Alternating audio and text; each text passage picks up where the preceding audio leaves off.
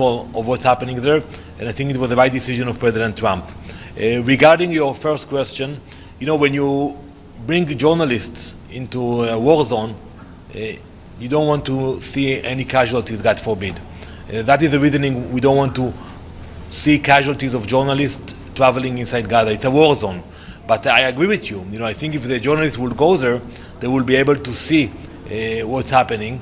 And today you get reports from people and from the Hamas mainly, and you can get a lot of lies. So that's something which is being discussed, but the main concern for us that journalists might get killed in a war zone. It's an active war zone today.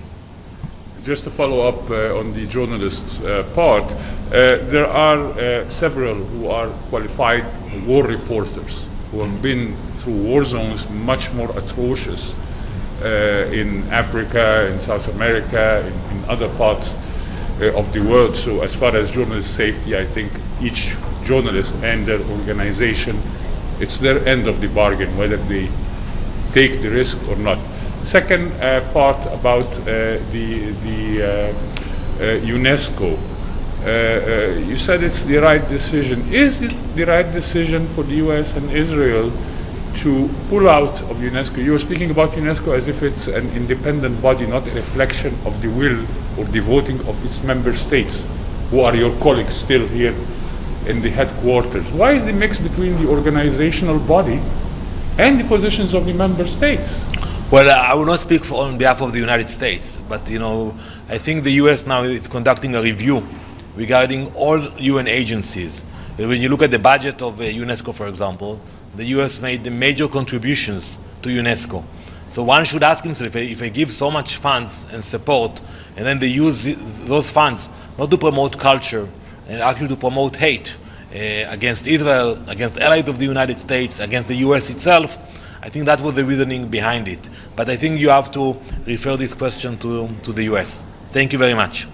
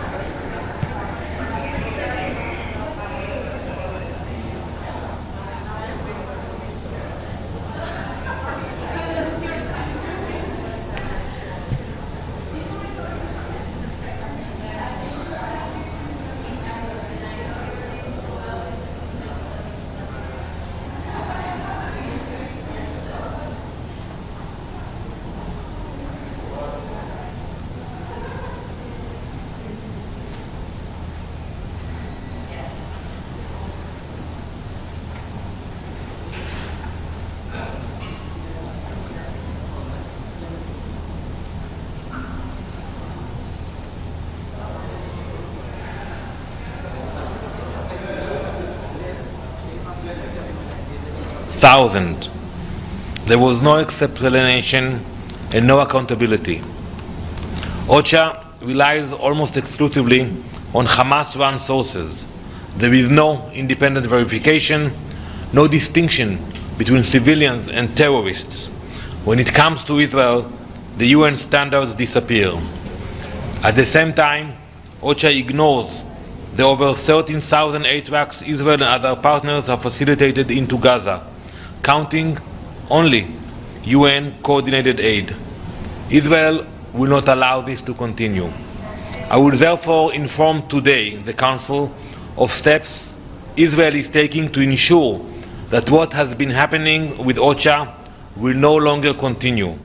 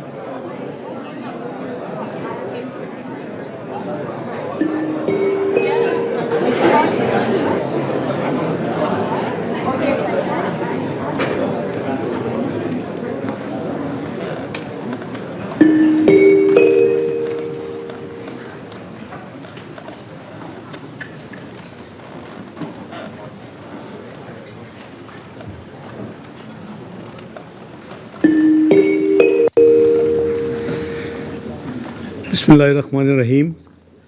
Nahmadu wa nusalli ala Rasul al-Kareem. Very good morning and Assalamu alaikum. The 9,963rd meeting of the Security Council is called to order. The provisional agenda for this morning is the situation in the Middle East, including the Palestinian question. I would like to warmly welcome the distinguished ministers and other high-level representatives present in the Security Council chamber. Your presence today underscores the importance of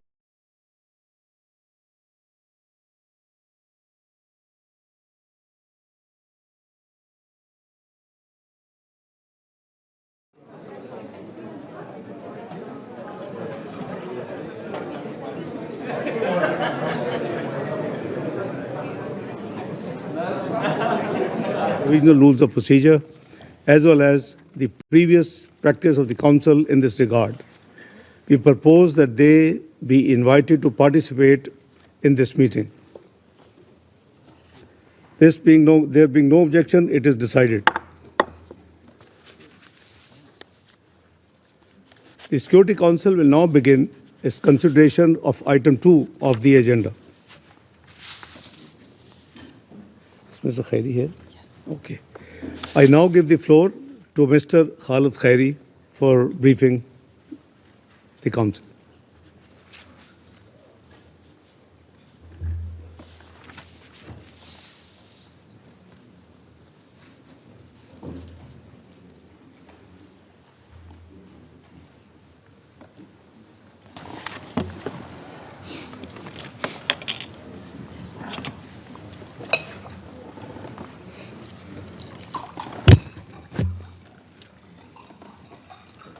Mr. President, members of the Security Council, I brief you today as intensive talks continue over a potential Gaza ceasefire agreement and release of hostages. It is crucial that this leads to a permanent end to the war and the release of all hostages. It is long past time for the fighting to end, for hostages to return home, for adequate humanitarian aid to enter the Strip, and for recovery and reconstruction to begin in the context of a return to a political path towards a two-state solution. While talks are ongoing, the horrific situation in Gaza continues to deteriorate, with Israeli military operations and hostilities expanding throughout the Strip and the human toll mounting by the hour. This nightmare of historic proportions must end immediately. The intensive Israeli military operation in Deir al-Balah that has resulted in still further Palestinian displacements and direct strikes on 2 UN guest houses has further exacerbated the dire situation and impeded humanitarian operations. At least 1,891 Palestinians were killed in Gaza since my last briefing on 30 June, according to the Ministry of Health in Gaza. Some 294 were reportedly killed while attempting to collect aid, including in the vicinity of militarized aid distribution sites. Israeli forces continue to issue evacuation orders, causing the repeated displacement of the population. Food insecurity and the broader humanitarian situation continue to worsen despite the limited increase in the approval of entry of humanitarian supplies. According to Israeli sources, 50 hostages, including 1 woman, are still being held captive by Hamas and other Palestinian armed groups in Gaza, including 28 that are believed to be dead. Since 30 June, 13 IDF soldiers were killed in hostilities in Gaza. Palestinian militants also continue to sporadically and indiscriminately launch rockets towards Israel. The Secretary General has repeatedly condemned the continued holding of hostages by Hamas and other armed groups. Hostages must be released immediately and unconditionally. I echo the Secretary General's calls for the repeated displacement of the population in Gaza to cease. Any forced displacement of the population from any part of the occupied Palestinian territory will constitute a breach of international law obligations. International humanitarian law must be respected by all parties at all times, and civilians must be protected. On 17th of July, the Catholic Church of the Holy Family in Gaza City was hit by an Israeli strike, which killed 3 and injured several others. The Patriarchate of Jerusalem condemned what it said was a targeted strike on the church and said the extensive damage has forced the evacuation of some 600 Palestinians seeking shelter in the compound, including children and those with special needs. The Secretary General condemned the strike, stressing that attacks on places of worship are unacceptable. The incident also prompted widespread condemnation and calls for accountability from member states. The Israeli Prime Minister's office said that Israel deeply regrets that a stray ammunition hit the church and noted that Israel is investigating the incident. On 10th of July, EU High Representative Kallas announced that the EU and Israel has agreed on significant steps to improve the humanitarian situation in Gaza. Since then, Kallas has reiterated the need for implementing the agreement and that far more assistance is needed.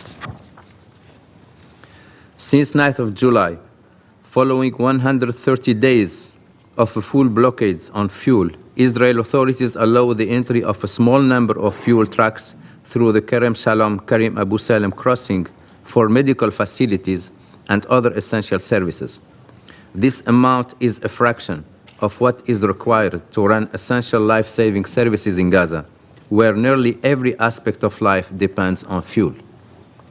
Mr. President, the situation in the occupied West Bank also remains deeply concerning, with high levels of violence driven by ongoing Israeli military operations, many involving civilian casualties and extensive damages to homes and infrastructure, attacks by settlers against Palestinians, and attacks by Palestinians against Israelis. On 1st of July, Israeli security forces shot and killed a 17-year-old Palestinian boy during an operation in Ramallah. He was reportedly shot from inside an armored vehicle while walking with a relative. On 10th of July, 2 Palestinians shot and killed an Israeli man in the Gush Etzion settlement. The Palestinian perpetrators were reportedly shot and killed by Israeli civilians at the scene. On 11th of July, Israeli settlers attacked and killed 2 Palestinians, one of them a visiting American citizen, near the village of Sinjil. One of them reportedly bled to death after being shot, and the other was beaten with bats and sticks. On 17th of July, U.S. Ambassador to Israel, Huckabee, condemned the attack as a terrorist act and said Israel must ensure accountability. Settlement advancement also continues, as numerous ministers and members of the Knesset intensify their calls on the government to formally annex the West Bank or parts of it. Further exacerbating the situation, the Palestinian Authority continues to face a dire fiscal crisis. The continued withholding of clearance revenues by Israel, amounting to $2.7 billion, has severely impacted the Palestinian Authority ability to meet its core obligation and sustain essential public services. Since May, the Palestinian Authority has been unable to pay civil servant salaries, including those of the security forces, or provide social support. In an emergency session held on 17th of July, the Palestinian cabinet issued a stark warning that the Palestinian Authority may be forced to temporarily shut down vital sectors. Beyond the immediate risk to healthcare and basic service delivery, the Palestinian Authority also cautioned that similar disruptions across other institutions could erode social cohesion and undermine overall stability. Analysts urgently addressed the deterioration of the Palestinian Authority's fiscal and institutional situation could have catastrophic consequences, undermining the significant progress made over many years to build up Palestinian institutions. It is essential that the international community provide immediate support to address the Palestinian Authority's fiscal challenges, strengthening its governance capacity, and prepare it to reassume its responsibilities in Gaza. Mr. President, in the midst of these multiple crises, UNRWA continues to face immense operational, political, and financial pressures. UNRWA's operations have been impeded in Gaza and the occupied West Bank. 330 agency staff have been killed in the war in Gaza. I reiterate the Secretary General's message that UNRWA cannot be replaced, and I cannot overstate enough how serious the agency's financial crisis is. Based on current forecasts, there is not enough money to sustain all operations in all fields beyond August 2025. Mr. President, we remain concerned by the precarious situation in the region, marked by sporadic developments and recurrent volatility. The situation along the Blue Line remains stable but fragile. The Israeli Defense Forces maintain a presence north of the Blue Line, while unauthorized weapons belonging to non-state actors are still being uncovered in southern Lebanon by the Lebanese armed forces and UNIFIL. In this context, the Lebanese authorities have reiterated their commitment to bringing all arms under the exclusive control of the state. I urge both Lebanon and Israel to honor their obligations under the cessation of hostilities and to take concrete steps toward the full implementation of Resolution 1701, restoring and sustaining stability in the area. Syria is contending with another episode of violence that puts at risk its path to a peaceful, credible, orderly, and inclusive political transition. Fighting in Suwaida has resulted in hundreds of casualties, including Druze and Bedouin civilians. I reiterate the Secretary General's unequivocal condemnation of all violence against civilians, including all acts that fan the flames of sectarian tensions and rob the people of Syria of their opportunity for peace and reconciliation after 14 years of brutal conflict. Against this backdrop, citing the violations against the Druze community and pledging to protect them, between 12 and 16 July, Israel resumed and intensified its airstrikes on Syrian territory.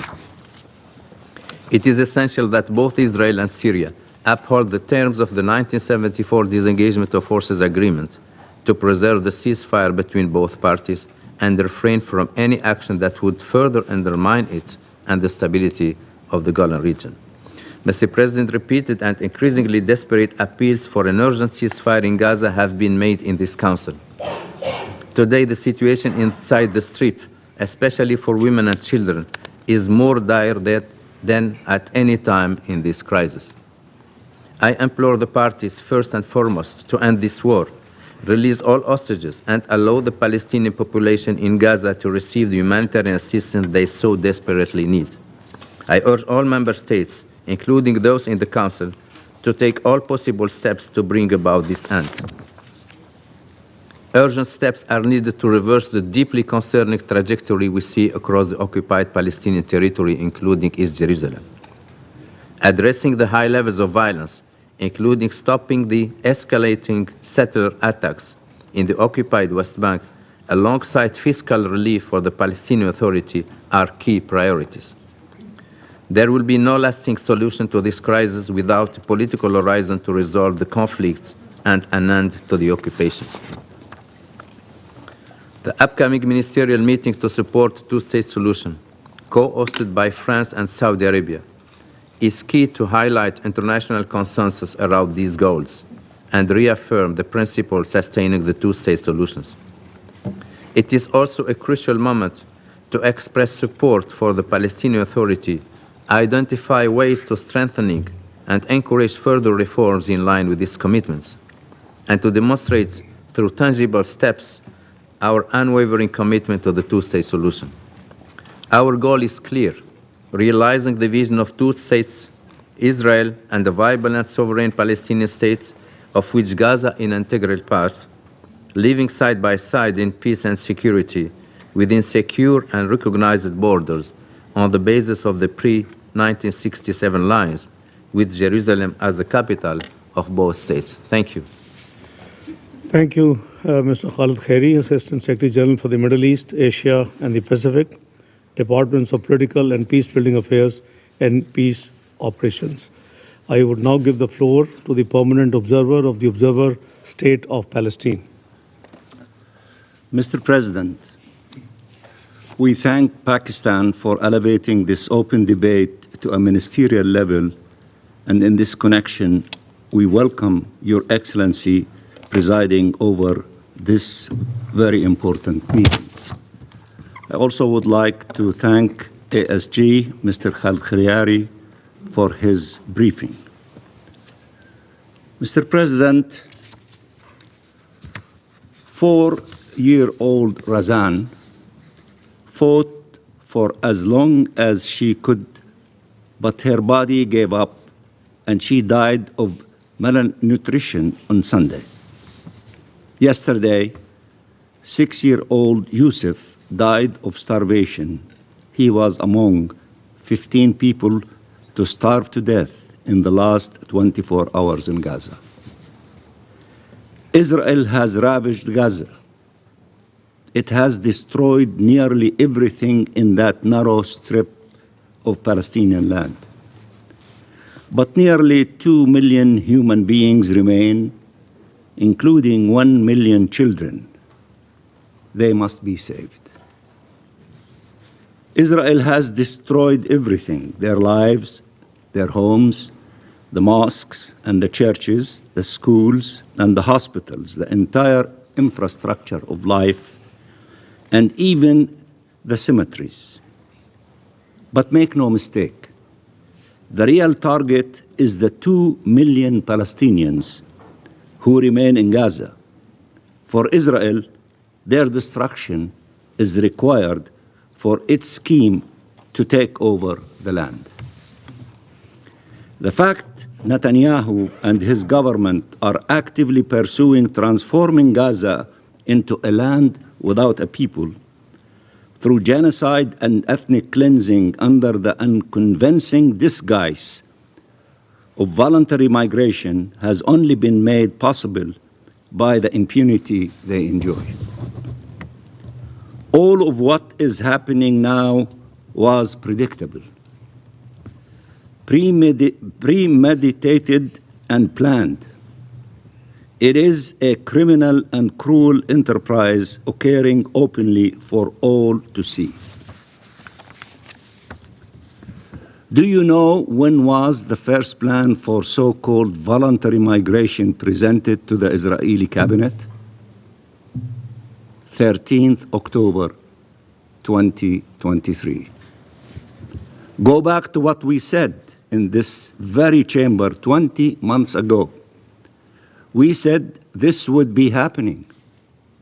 It took tens of thousands of Palestinians killed for the world to acknowledge it. How many more need to die before getting the world to act to stop this genocide? Mr. President, in Gaza, starved journalists are reporting about starved health and humanitarian personnel trying to save the lives of starving infants and children and their starving families. People are dying of hunger and thirst by design or while desperately trying to get food or water by design. People are collapsing in the streets while being forcibly displaced yet again by design. People are being gunned down and murdered by Israeli soldiers for merely trying to get a bag of flour or lentils to feed their families, again by design. Every day now, we receive heart-wrenching messages from Gaza with few words. I am hungry. This is what our children are saying, and every individual in Gaza is saying, I am hungry. There is no food for my family. We are dying. Help us. What should we tell them? What should the Security Council tell them? That the whole world is against this starvation policy and yet it is worsening.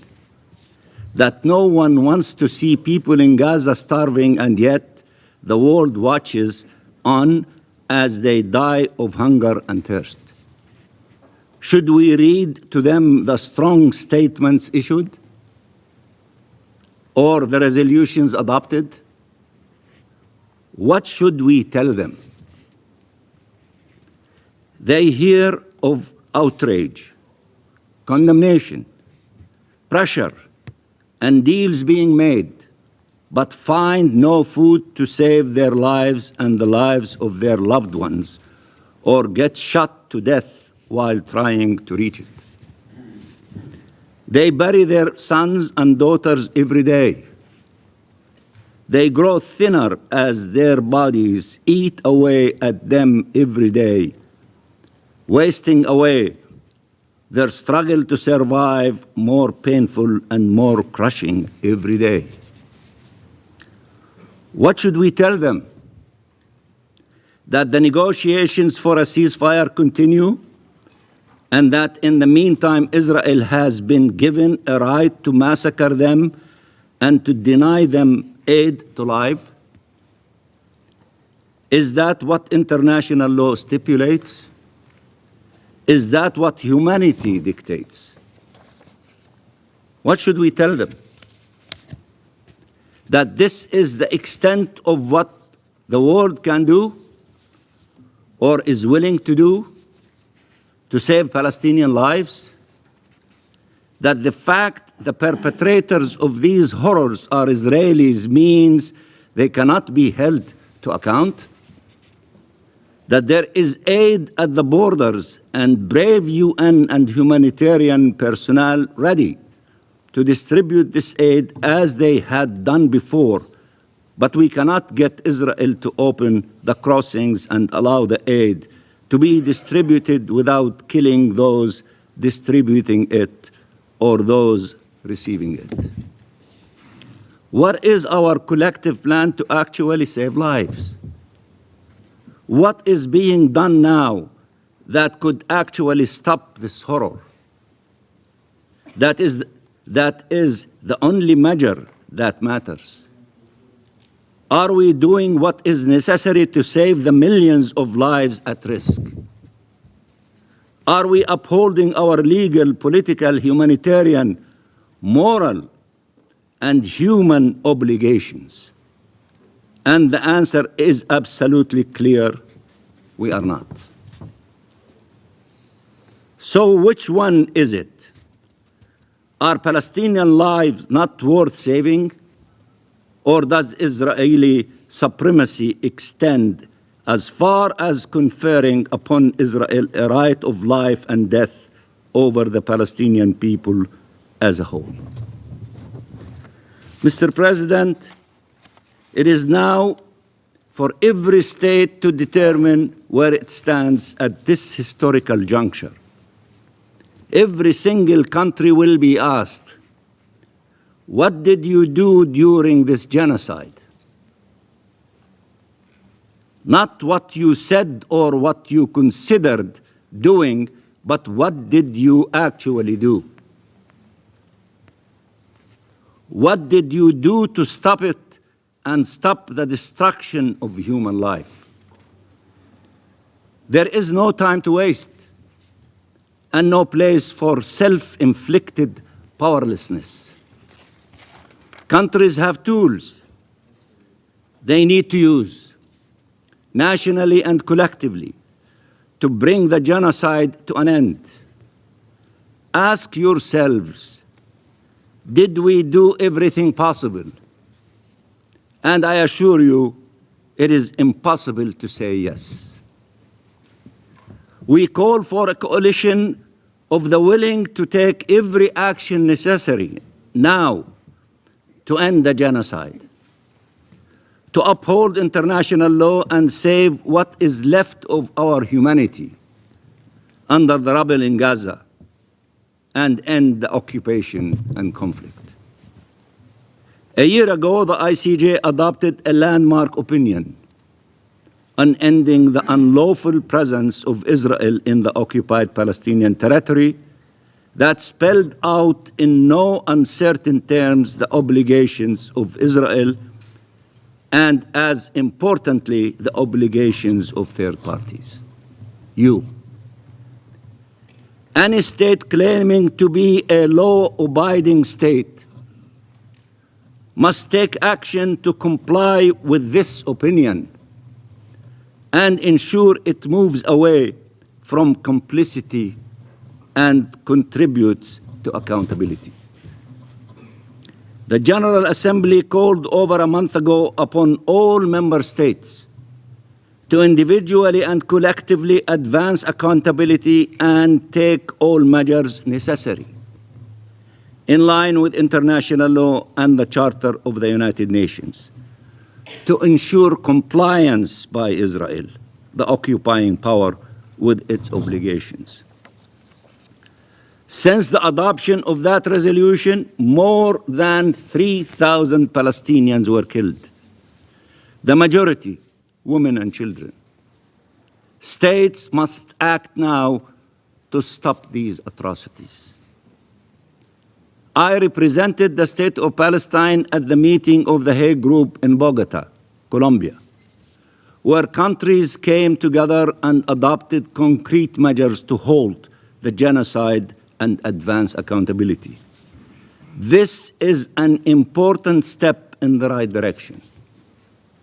Several of the countries represented here have also announced concrete steps and initiatives to the same effect. But much more needs to be done, and fast. The commitment is good by some, but it's not sufficient. We need more from all of you. Within days, not weeks, and certainly not months, we are out of time, because every day we fail to act, children are killed, starved, orphaned, burned, disabled, and traumatized. Families are shattered, life is destroyed. Red lines are useless if they can be crossed over and over again without consequences. Rules are worthless if we are not willing to sanction their breacher. Words are meaningless if they are not followed by action. We need you to act, and act now. Of course, it is better to speak out rather than stay silent, but speaking out cannot be an alternative to action, especially when it is evident Israel is not listening and becoming only more brutal, only more dangerous. And we should not pretend we are not hearing what Israel is saying or not seeing what it is doing. Netanyahu, Katz, Saar, Smotrich, and Ben Gvir are clear. They say there are no innocent people in Gaza. They call our children children of darkness. They call our people human animals and have been acting accordingly. They spoke of inflicting death and destruction on all of Gaza, and they did. They are confessing to their own crimes and are committing them in plain sight for all to see. 7 decades of impunity make them confident they have no reason to hide their intentions or actions. Mr. President, we warn against all those who try to portray this conflict as a religious conflict, including those who do so to shield Israel from criticism and condemnation. This is not a conflict between Jews and Muslims. It is a war against Palestinian presence in the land of Palestine. Palestinian Christians are not spared, from Gaza to Taiba, from Bethlehem to Jerusalem. The Israeli strike against the Holy Family Church is not the first of its kind. By the way, this is the church that the late Pope Francis used to call every day. The historic Greek Orthodox Church of Saint Porphyrius in Gaza was bombed in the early days of the war, as was the great Omari Mosque. 2 Palestinian women were shot and killed on the grounds of the Holy Family Church back in December 2023. Settlers' terror attacks are about forcibly displacing Palestinian communities regardless of their faith and about stealing their land. Christians are harassed, attacked, and beaten like their Muslim brothers and sisters. When trying to celebrate their holy days, priests and nuns report attacks against them and the church properties. They are spat on, insulted, and threatened by Israeli extremists. This is not a conflict between Jews and Muslims. The diversity of our people reflects the diversity of this land and its rich history and its significance for all monotheistic religions. And the solidarity movement with Palestine is comprised of people of all nationalities and all faiths, coming together against injustice, against occupation and apartheid, against oppression and genocide. And it includes Israelis who care about justice, but also about Israel and its future.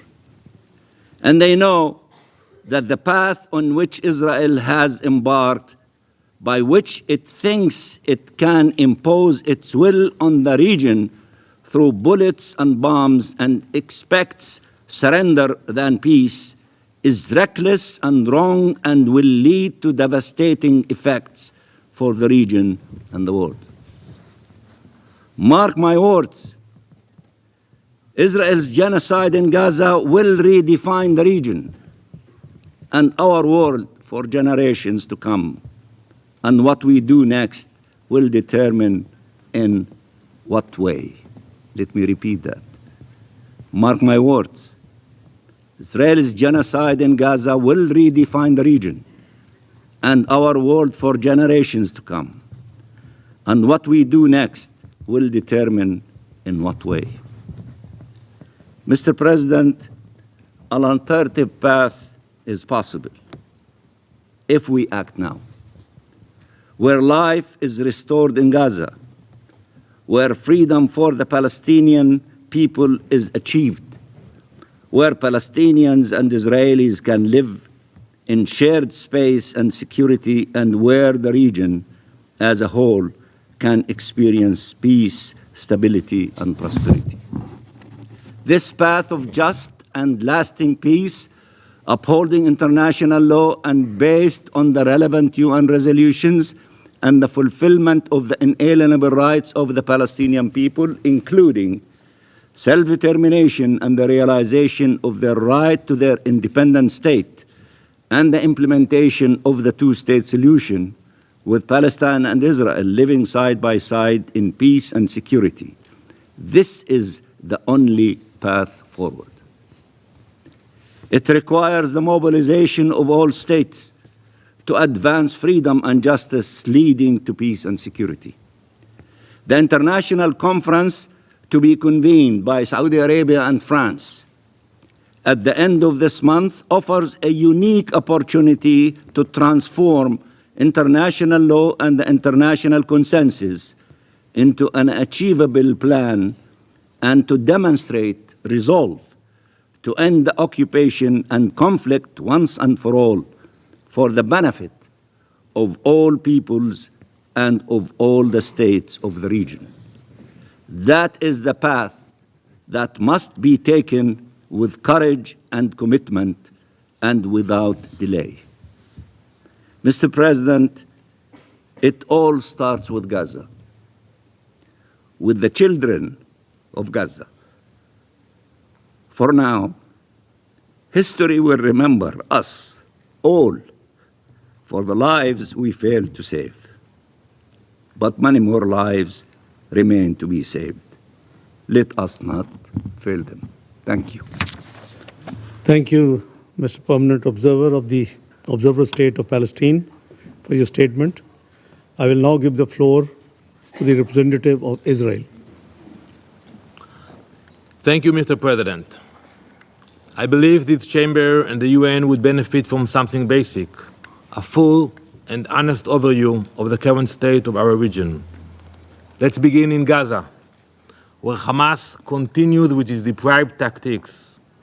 50 innocent people remain held hostage.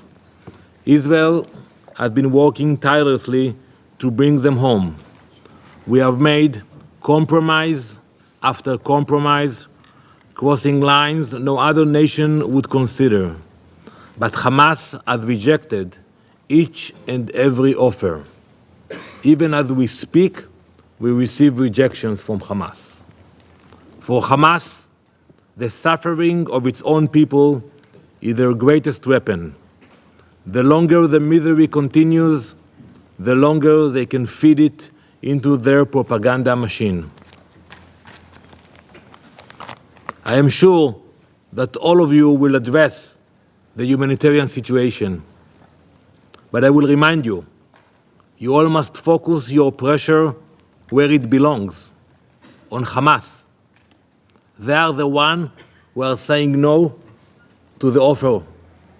If you don't believe me, you can ask the US, Qatar, Egypt, the ones who are trying to negotiate. They are rejecting every offer. In Lebanon, the new government has made promising statements about reform, and we are listening. But Hezbollah is busy attempting to rearm and reassert itself in southern Lebanon and Beirut. We have seen this movie before. We know how it ends.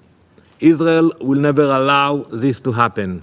We will not permit Hezbollah to rebuild its terror infrastructure on our northern border. In Iran, the genocidal regime that spent 12 days launching missiles at Israeli civilians is trying to restart its nuclear program. Since today we have the so-called privilege of the presence of Deputy Foreign Minister Rarbadbi here today, so let me ask him directly, what is your plan now? Will you continue with your murderous agenda? Will you keep running toward a nuclear bomb? Will you keep expanding your ballistic missiles for attacks on civilians? Will you keep pumping money into your terrorist proxies? You don't need to answer, because we already know it. Now is the time for action. Sanctions must not be lifted, they must be imposed now, on the regime's economy, on its terror network, on its ballistic missile program, and on the individual leaders who sit in Tehran and plot murder as their foreign policy. In Syria, jihadist forces have traveled south of Damascus to the Druze city of Suwaida, where they have committed unimaginable atrocities. Hundreds of innocent men, women, and children now lie dead. I have personally received hundreds of calls from my Druze friends from Israel, terrified and horrified by what is happening to their people. Their family ties cross the border. Their brothers and sisters live both in Suwaida and in Israel. For us, this is personal. It is Israel's sacred moral duty to stand by our Druze brothers and sisters in their time of need. We are guided by our unshakable moral compass. We will not stand idly by while innocent minorities are slaughtered, just kilometers away from their Israeli family members. So yes, the Middle East today is embroiled in chaos, but is also filled with opportunity. There is chaos for the innocent hostages still trapped in Hamas's tunnels. Chaos for the civilians and minorities in Lebanon and Syria still facing terror. Chaos for the entire region as Iran continues to push the world to the edge. But there is also opportunity, because the forces of darkness have been weakened. Hamas has lost much of its terror infrastructure and its senior leadership. Hezbollah was crippled by Israel's operations last year. Iran's nuclear and ballistic missile programs have been set back in ways that were once thought impossible. Israel is making the Middle East safer for everyone who values peace and calm. In other words, we are doing the work of the United Nations. While Israel dismantles terror networks and protects innocent lives, what does the UN do? It clings to its political agenda. It protects its bias. It defends the agencies that have long abandoned neutrality. You don't need to look far to see this bias in action. Just look at the statements and conduct of Tom Fletcher and his agency, OCHA. Too often, Mr. Fletcher has forgotten or decided to ignore that his statements have consequences. He has repeatedly abandoned his sacred responsibility to act without bias, choosing instead to fuel a political campaign against Israel. Several weeks ago, Mr. Fletcher claimed that 14,000 babies in Gaza would starve to death within 48 hours. That statement was false. It was baseless.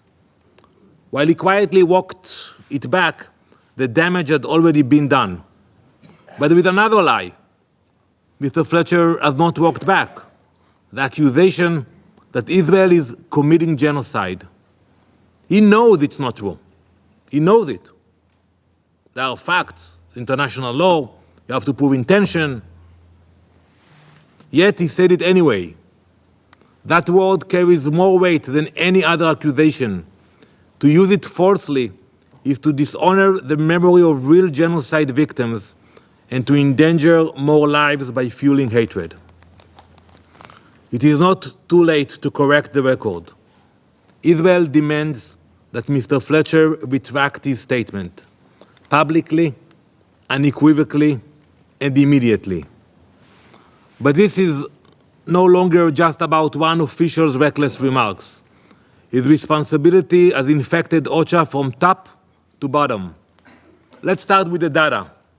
On May 6, OCHA published figures claiming to show civilian casualties in Gaza. Officially, just 2 days later, those figures were reduced by over 10,000. Not by 1, not by 10, not by 100, and not by 1,000, by 10,000. Just like that. No explanation, no accountability, just a quiet adjustment. No, 10,000 less. As if the original numbers weren't already plastered across headlines worldwide. OCHA has built its reports almost exclusively on data from Hamas-run institutions. There is no independent verification, no cross-checking, no effort to distinguish between civilians and terrorists. Every casualty is listed as a civilian. This violates the UN's own standards in every other conflict. But when it comes to Israel, those standards disappear.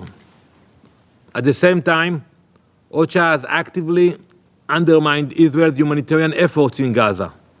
It tracks only UN-coordinated aid while ignoring the thousands of trucks of food, medical supplies, and fuel that Israel, the private sector, and other partners have delivered. OCHA has undercounted over 13,000 trucks. That's a deliberate choice to misrepresent reality. Perhaps most disturbing, Israel has uncovered clear evidence of Hamas affiliation within OCHA's ranks. So when you combine all of that with Mr. Fletcher's repeated falsehoods, you are not looking at a humanitarian agency, you are looking at a propaganda machine. I have said many times before, Israel believes in humanitarian work. We are committed to helping civilians, to protecting innocents, and to ensuring aid reaches those who need it. But we will not work with organizations that have chosen politics over principles. Mr. Fletcher has made it clear that OCHA is no longer a neutral agency. Israel is therefore left with no choice but to act. Today, I announce that Israel will take steps to ensure that what has been happening with OCHA will no longer continue. Hundreds of OCHA employees are undergoing security vetting. Key employees will not have their permits renewed following clear evidence of strong affiliation with Hamas. Some were even involved in the atrocities of October 7. Israel will no longer grant automatic visas to OCHA's international staff. Visas will now be limited to 1 month terms. What was will no longer be. Jonathan Whitehall, OCHA's head of office for the so-called territories, has consistently and outrageously demonstrated his bias and agenda against the State of Israel. He will not have his visa renewed, and he will leave the country by July 29th. Mr. President, at some point, enough is enough. Enough with the hypocrisy. Enough with the bias. Enough with the endless defamation campaign against the State of Israel. Israel is doing the job the UN was created to do. We are dismantling terror networks. We are protecting civilians. We are standing up for minorities under threat. While Israel fulfills this mission, many within the UN spend all of their energy 24/7 trying to smear Israel, protecting its own biases, siding with the very actors that fuel the chaos. It is time to return to the UN's core purpose. Israel will continue to do what is necessary to protect our people, defend our borders, help our neighbors in need, and bring our hostages home. We invite the UN, finally, to do the same. Thank you. Thank you, Mr. Representative of Israel, for your statement. I shall now make a statement in my capacity as Deputy Prime Minister and Minister of Foreign Affairs of the Islamic Republic of Pakistan. Bismillahir Rahmanir Rahim. Nahmadu wa nusalli ala Rasul al-Kareem. Excellencies, ladies and gentlemen, I am honored to preside over this important open debate on the Middle East, including the Palestinian question. I thank Assistant Secretary General Khalid Khayari for his comprehensive briefing. For decades, the Palestinian people have endured the worst form of occupation and apartheid. They have been denied their fundamental and inalienable rights, including the right to self-determination and statehood. What we have witnessed in Gaza for the last 22 months is not just a humanitarian catastrophe, but a collapse of humanity itself. Gaza has become a graveyard for innocent lives as well as for the international law, particularly the international humanitarian law. Over 58,000 Palestinians, most of them women and children, have been killed in Israel's brutal military assault. The systematic targeting of hospitals, schools, UN facilities, aid convoys, and refugee camps are not incidental. These are deliberate acts of collective punishment in flagrant violation of IHL, numerous Security Council and General Assembly resolutions, as well as the binding provisional measures ordered by the International Court of Justice. Excellencies, the hunger crisis in Gaza has reached unprecedented and deeply alarming levels. According to the United Nations World Food Programme, a third of the population not eating for multiple days in a row, an indicator of catastrophic levels of food insecurity. Excellencies, the Palestinian question is a litmus test for the credibility of the United Nations, the Security Council, and the integrity of the international law. Failure to uphold the rights of the Palestinian people will embolden impunity and undermine the legitimacy of the very international order we all claim to defend and uphold. The Security Council must live up to its responsibility and ensure compliance with its own decisions. Pakistan reaffirms its unwavering and principled support and solidarity with the Palestinian people and their right to a viable, sovereign, and contiguous state of Palestine based on the pre-1967 borders with Al-Quds al-Sharif as its capital. This is the only just and durable solution, enshrined in Security Council and General Assembly resolutions, the Arab Peace Initiative, and the consensus position of the OSCE. We urge the Security Council to pursue with unity and urgency the following concrete measures. First, an immediate, permanent, and unconditional ceasefire in Gaza and across the occupied Palestinian territory, including the full implementation of the Council Resolution 2735. We appreciate the ongoing diplomatic efforts aimed at securing a ceasefire in Gaza and hope these would yield tangible and meaningful outcomes, including a permanent end to the war. We appreciate the role played by Egypt, Qatar, and the United States in this regard. Second, unfettered, sustained, and secure humanitarian access to all civilians in need and the protection of aid workers, medical teams, and the UN personnel. Immediate steps should be taken to ensure the delivery of life-saving food and medical assistance, restore humanitarian supply lines, and prevent famine conditions from taking hold. Third, renewed and reinforced international support to UNRWA, which remains indispensable to the survival of millions of Palestinians.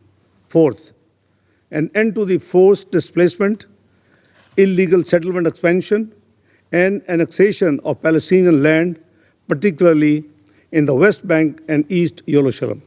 Fifth, implementation of the Arab and OIC-led reconstruction plan for Gaza, which represents a vital framework for post-conflict recovery and rehabilitation, sustainable development, and the restoration of dignity for the Palestinian people.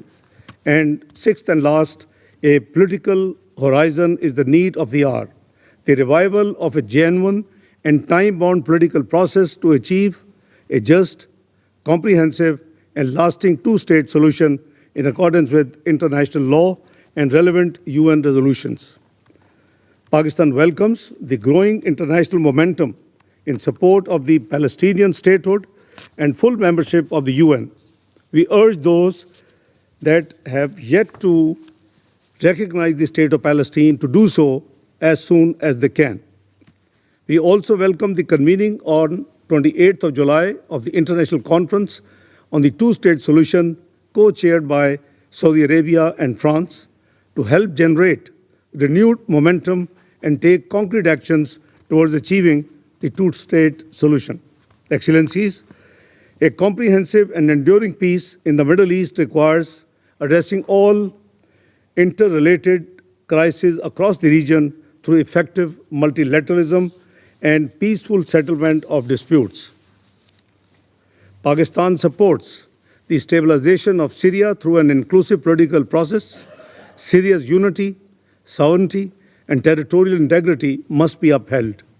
Israel must withdraw immediately from the separation zone established under the 1974 disengagement agreement and from the occupied Syrian Golan Heights in accordance with Security Council resolutions 242, 338, and 497. In Lebanon, the ceasefire understanding and resolution 1701 must be respected and the sovereignty and territorial integrity of Lebanon safeguarded. We must support the peace process in Yemen, facilitated by the UN and regional actors, particularly Saudi Arabia and Oman. The sharp rise in tension and violence as a result of Israeli aggression and unlawful military strikes in Iran was profoundly disturbing. These attacks set a dangerous precedent and pose grave threat to regional and global peace. Pakistan calls for urgent recourse to dialogue and diplomacy consistent with the UN Charter to find a peaceful and lasting resolution to this issue in accordance with the rights, obligations, and responsibilities of all parties. Excellencies, history has taught us that the use of force and unilateral military actions only deepen conflicts and entrench divisions with tragic human and humanitarian consequences.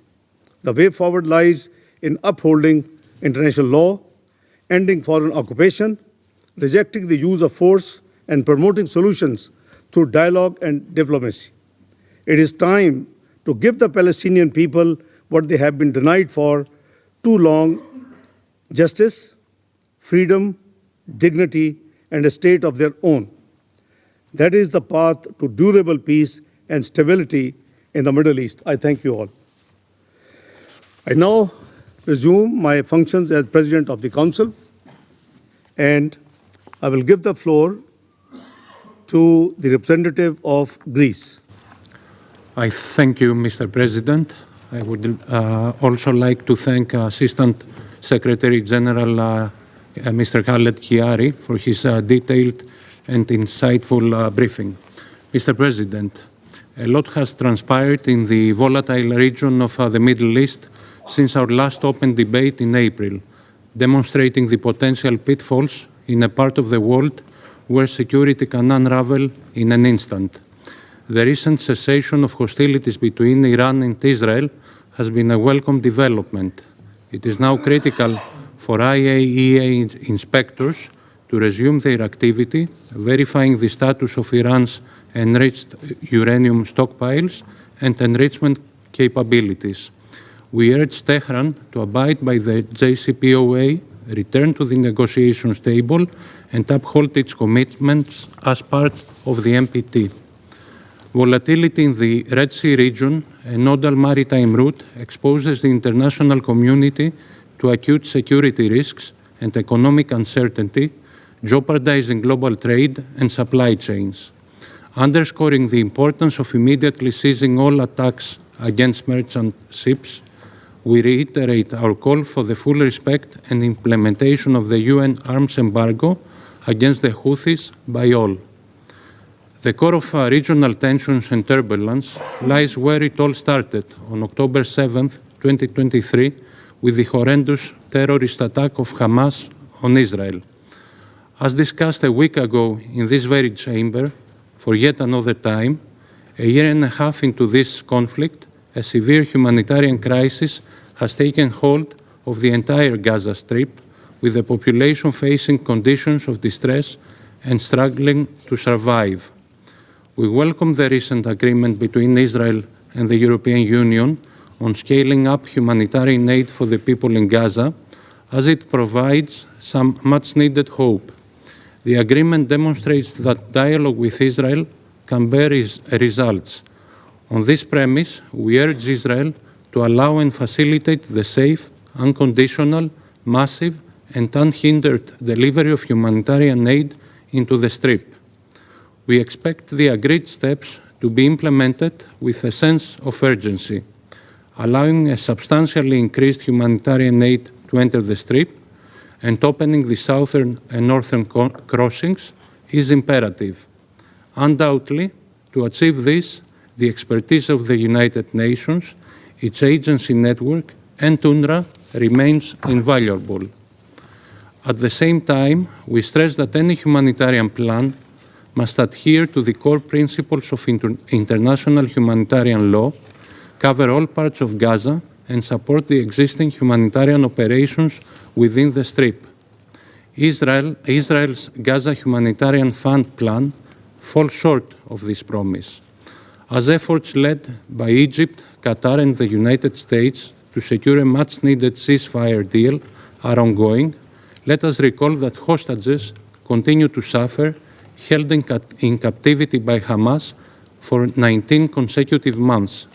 Having repeatedly condemned the October 7 terrorist attacks and the ongoing detention and inhumane treatment of hostages, we reiterate our demand for their immediate and unconditional release.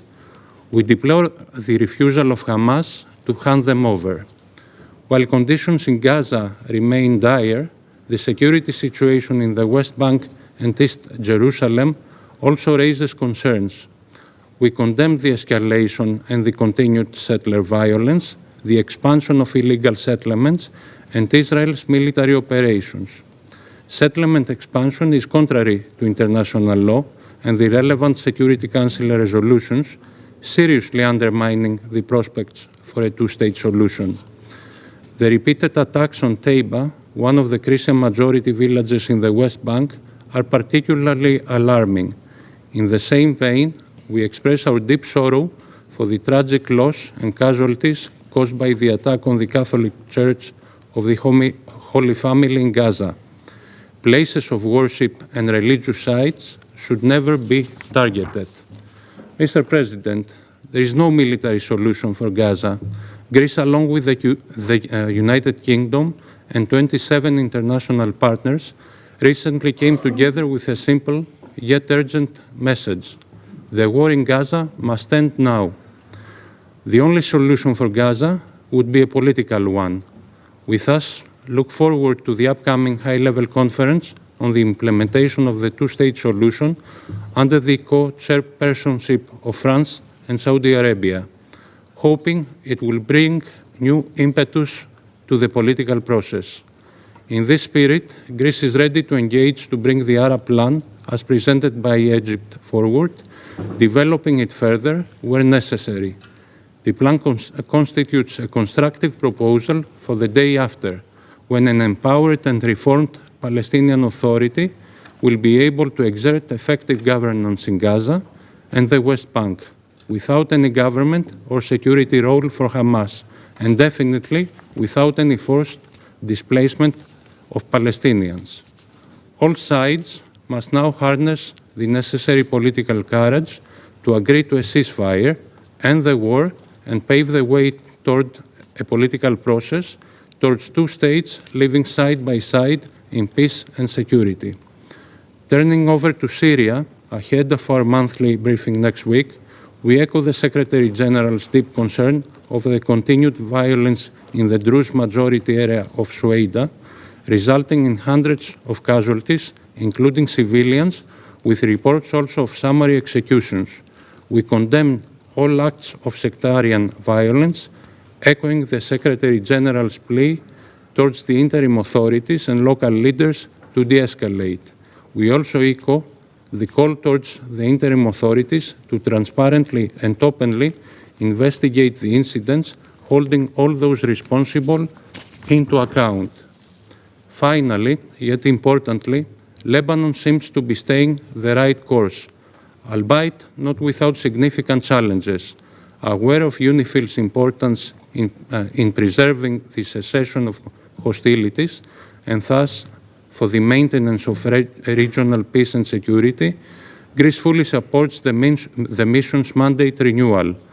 All parties need to fully abide by Security Council Resolution 1701 and the provisions of the November ceasefire understanding, contributing to the security of both Israel and Lebanon. Reaffirming our commitment to the preservation of Lebanon's sovereignty and territorial integrity, we consider it imperative that we support the country's efforts to turn the page and the Lebanese government's efforts to extend its authority over the entire territory of Lebanon, while implementing much necessary reforms. We commend the progress of the Lebanese armed forces in the redeployment and bringing all weapons under state control, indicative of the Lebanese leadership's resolve in meeting its international obligations. Greece is steadfast in its commitment of support for the Lebanese institutions, including the LAAF. Mr. President, from Gaza and Syria to Lebanon and the Red Sea, the Middle East is being transformed before our very eyes. Greece will continue to support the role of the United Nations and this Council in monitoring the transformation of this volatile region, adding its voice in support of regional and international peace and security. I thank you. Thank you, Mr. Representative of Greece. I will now give the floor to the representative of Russian Federation. Спасибо, господин министр. Thank you, Minister. Приветствуем ваше председательство на ежеквартальных открытых дебатах Совета Безопасности ООН по ситуации на Ближнем Востоке, включая палестинский вопрос. Благодарим помощника секретаря Халеда Кияри за обстоятельный брифинг. Сегодня в зале Совета Безопасности вновь раздаются крайне тревожные оценки драматического развития событий на Ближнем Востоке, как в контексте палестино-израильского конфликта, так и в более широком региональном разрезе. При этом первопричиной практически всех ближневосточных кризисов и противоречий, создающих беспрецедентные вызовы для безопасности многих государств региона, является нерешенность палестинской проблемы, а ключевых параметров регулирования которой whereas the main parameters for the settlement of this is something that the international community agreed many decades ago. As a result, a growing number of Middle Eastern countries are beginning to forget what peaceful life without bombs, explosions, and threats of full-scale hostilities is like. Unfortunately, during the time elapsed since our previous debates on this, the spiral of escalation in the region has become intensified and pulled new states into it. In June, we all witnessed very sharp military confrontation between Iran and Israel. It was accompanied by the Western Jerusalem strikes with support of Washington strikes on the nuclear facilities in Iran, the facilities which were under IAEA safeguards. These unjustified attacks are not just a gross violation of the UN Charter, but they also severely undermine the foundations of the nuclear non-proliferation regime. We strongly and unconditionally condemn attacks against the Islamic Republic of Iran. Through this act of aggression, Washington and West Jerusalem pushed the region to the brink of a large-scale war, which could have had the most dire radiological consequences, not just for Iran, but also for all of the states in the Middle East. Despite the announcement made by the Trump administration there was a ceasefire between Iran and Israel, despite that, the situation remains very fragile. As a matter of principle, we do not share the concept of peace through strength, which is taken on by Washington. The long-standing issues in the regions cannot be resolved this way, and new waves of violence can only compound the difficulties. What is needed is looking for political and diplomatic solutions within the Middle East settlement, but also more broadly regarding all of the conflicts in the region. The attempts to cowboy-style put the squeeze on some actors and intimidate others create a short-term effect and cannot provide for a long-term balance of interests in this very difficult Middle East landscape. West Jerusalem should finally understand that it's impossible to change geography and that Israel would have to coexist with all of its neighbors. And for that, Israel needs to have at least a minimal level of trust between Israel and them. This cannot be done when there is a continued radical anti-Palestinian rhetoric, when there is a denial of the right of Palestinians to exist within their own state. But unfortunately, what we're witnessing now is exactly the opposite. We, for example, are very worried by what is being said by Israeli leadership when they're announcing their intent to resolve the issue of OPT, in particular in Gaza, in one fell swoop. This is shored up by the provocative plans to fully annex the Strip, and this is also shored up by other provocative public steps. As recently as yesterday, in the Knesset, there was a conference entitled Riviera in Gaza, From Ideal to Reality. During that conference, the Minister of Finance, Smotrich, said that he discussed with the leadership of Tzahal the parameters of gradually absorbing the Strip through recreating illegal settlements in Gaza. In other words, we're talking about recolonization, reoccupation of Palestinian territory here. This is a monstrously cynical approach, which essentially dooms the Palestinians to either death or exile. The moral and political duty of the international community here is to make sure that these plans do not come to be. The very way of phrasing this issue this way is unconscionable, even hypothetically, because it implies that the Palestinians are second-class people and they're not masters of their own fate. For now, the IDF continues clearing up the Strip regardless of the number of victims of the military operation. It's about 60,000 Palestinians who died, and regardless of the Palestinian infrastructure destruction. Daily we receive information about hundreds of new victims amongst the people in Gaza, including in food distribution places in the vicinity of the infamous Gaza Humanitarian Foundation, which is nothing else than a means of using humanitarian assistance as a weapon or for blackmail. For example, in the last 24 hours, 99 Palestinians died, 26 of them were lining up for rations. There are also indiscriminate strikes against religious facilities. On the 18th of July, there was an attack against the only Catholic Church of Holy Family in Gaza. According to the information we're getting, this was a direct hit against the church, as a result of which parishioners and the clergy were seriously wounded. We strongly condemn this kind of action. We are most seriously concerned by the fact that the people in Gaza do not have an opportunity of obtaining adequate medical assistance. Essentially, all of the medical infrastructure in the Strip is destroyed. There are still shortages of all basic necessities, medicines, medical instruments, fuel, and even bags are needed for burial. Hospitals receive hundreds of patients daily, including children who are on the brink of death from starvation. According to the figures as of yesterday, in the past 48 hours, 33 people died from starvation. They're including 12 children. And these figures, as we all know, unfortunately will only grow. Malnutrition is something that doctors and nurses are suffering from as well. They cannot expect to receive adequate food under essential blockade of Gaza either. Mr. President, we are convinced that all those present here very well know the assessment issued by international humanitarian organizations and UN agencies of what is happening in Gaza. They're saying that it goes beyond what is acceptable even at war. In November 2023, the Secretary General stated that Gaza had become a huge children's cemetery. Recently, the Commissioner General of UNRWA, Mr. Lazzarini, described the situation in Gaza as hell on earth. Such assessments are issued by all humanitarians without exception. All of those who are working in the sector were traveling to it. How does Israel react to all of that? We have heard that today after the permanent representative of that country essentially stated that they will be squeezing OCHA from the occupied territory and there will be sanctions against its high-level representatives.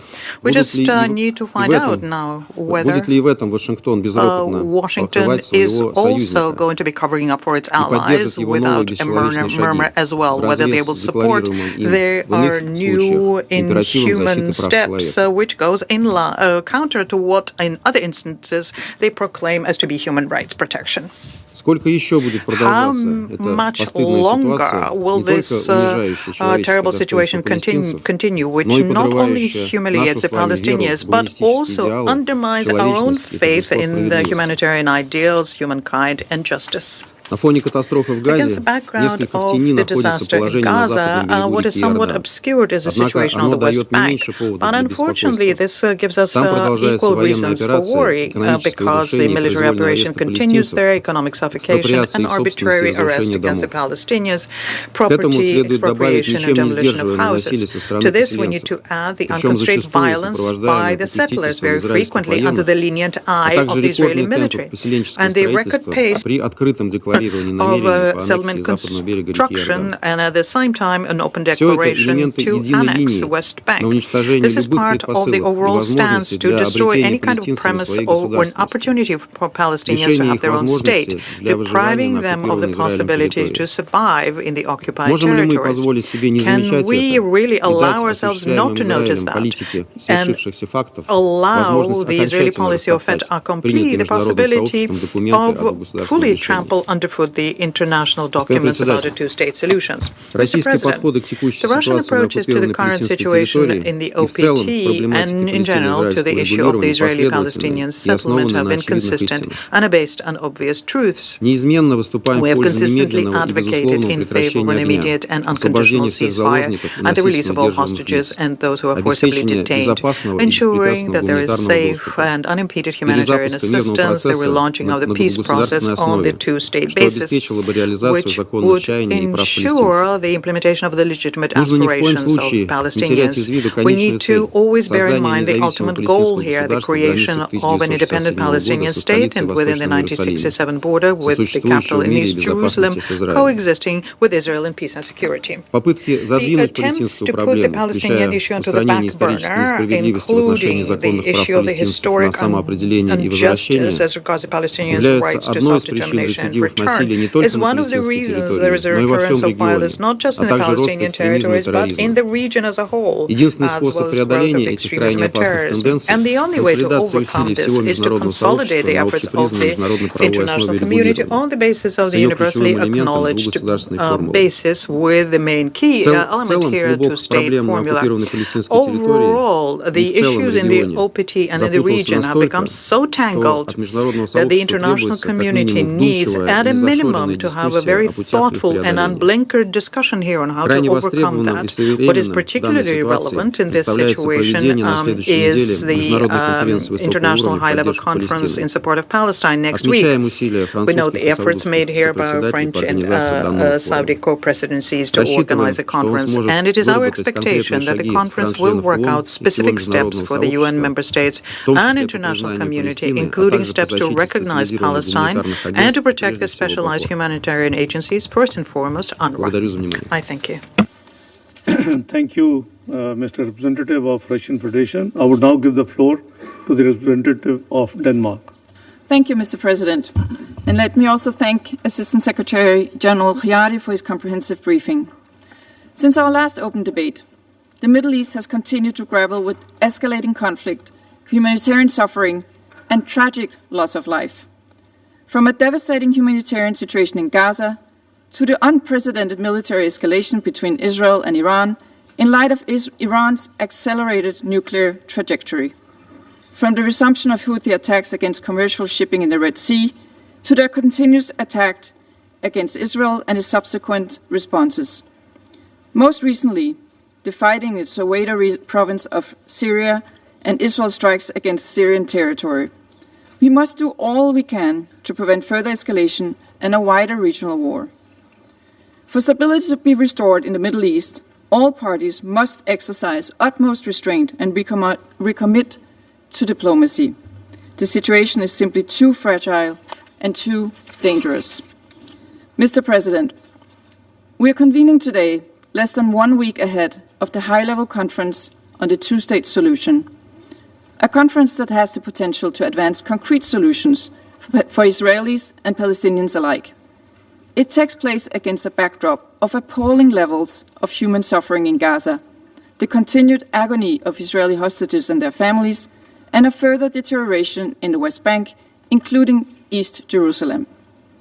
We deplore the catastrophic humanitarian situation in Gaza, where the population has been squeezed into less than 14% of the territory.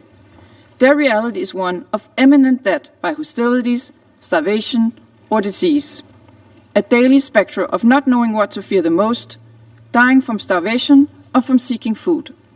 Most recently, civilians in northern Gaza were attacked while seeking aid from a coordinated WFP convoy. We strongly condemn all attacks on civilians seeking to obtain humanitarian aid.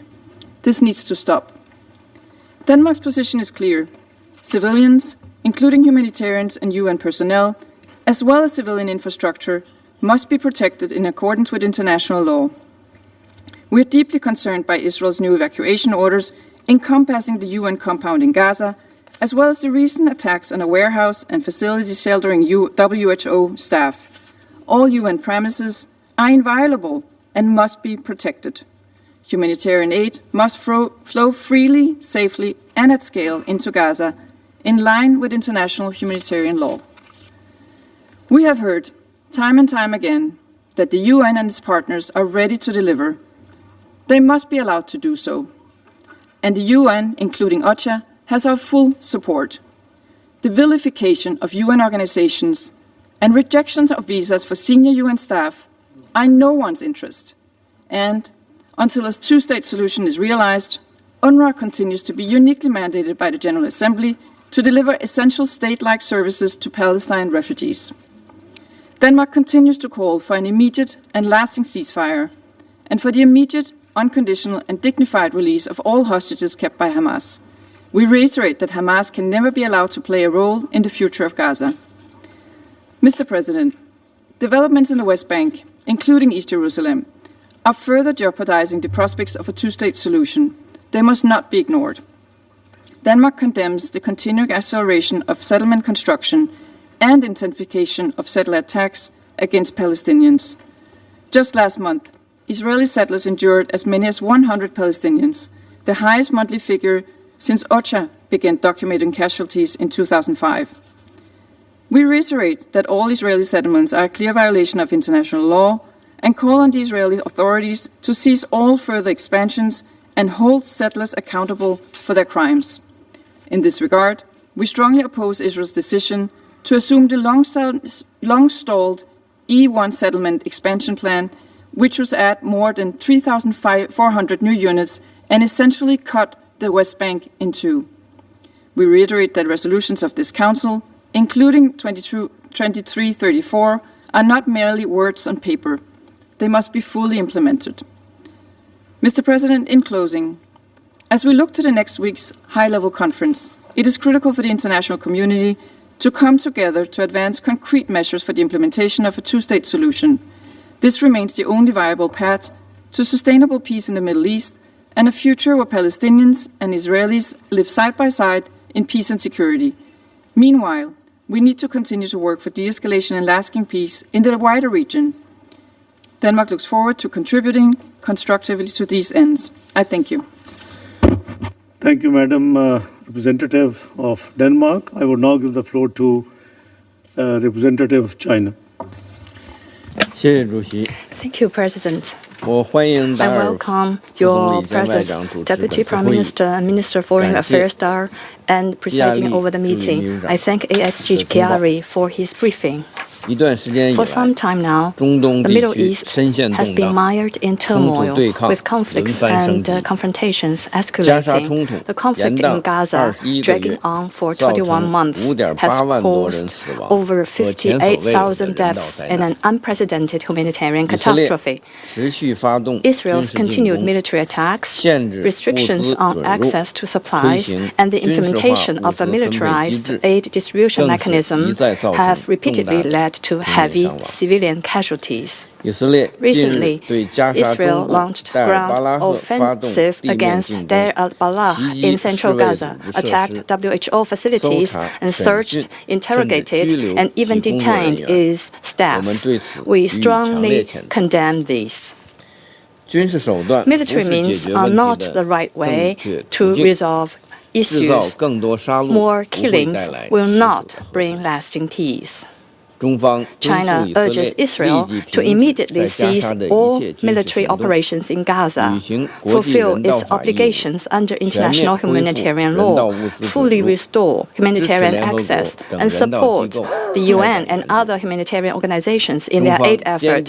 China firmly supports the UN Office for the Coordination of Humanitarian Affairs and USG Fletcher in their work. The country with significant influence over the party concerned should adopt an impartial and responsible approach and truly play a positive and constructive role. While the fighting in Gaza rages on, the situation in the West Bank is very tense. So far this year, settlement expansion and settler violence have killed over 600 Palestinians and injured over 5,000. The international community has repeatedly affirmed that settlement activities violate international law and council resolutions and must cease immediately. Israel should stop its attacks on the West Bank, curb settler violence, and conduct impartial investigations of all attacks and pursue accountability. President, elsewhere in the Middle East, the challenges to peace and stability are equally daunting. Israel's continued attacks on Syria and Lebanon and its illegal military presence have increased tensions. The sovereignty, security, and territorial integrity of Syria and Lebanon must be fully respected, and the relevant Security Council resolutions should be effectively complied with. The Syrian interim authority authorities should promote an inclusive political process and effectively implement the obligations under international law, including counterterrorism. The international community should help and support the Lebanese government in its active governance. We call on the Houthis to stop targeting merchant ships, and all parties concerned to exercise calm and restraint in order to maintain the safety of shipping lanes in the Red Sea. It has been proved that war cannot resolve the Iranian nuclear issue, and a political solution is the only way forward. All parties should ensure that the ceasefire reached between Israel and Iran is effectively implemented and prevent the situation from escalating again. The parties concerned should restart dialogue and negotiations on an equal footing and address their legitimate concerns through consultations. Iran's commitment not to develop nuclear weapons should be taken seriously, and all parties should fully respect Iran's right to the peaceful uses of nuclear energy as a state party to the Treaty on the Non-Proliferation of Nuclear Weapons.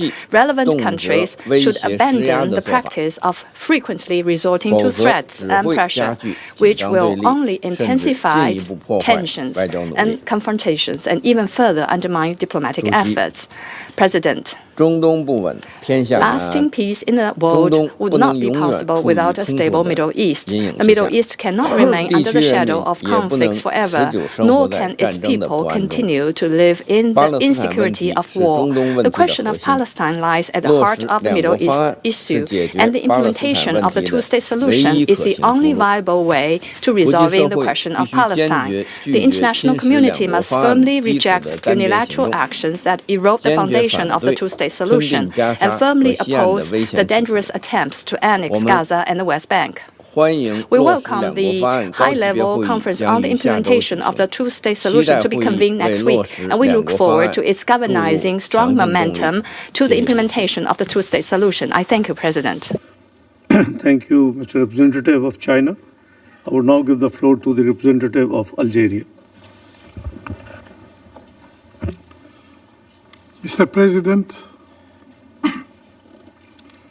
let me first thank Pakistan for convening this open debate and express our appreciation to ASG Khaled Khiari for his sobering briefing.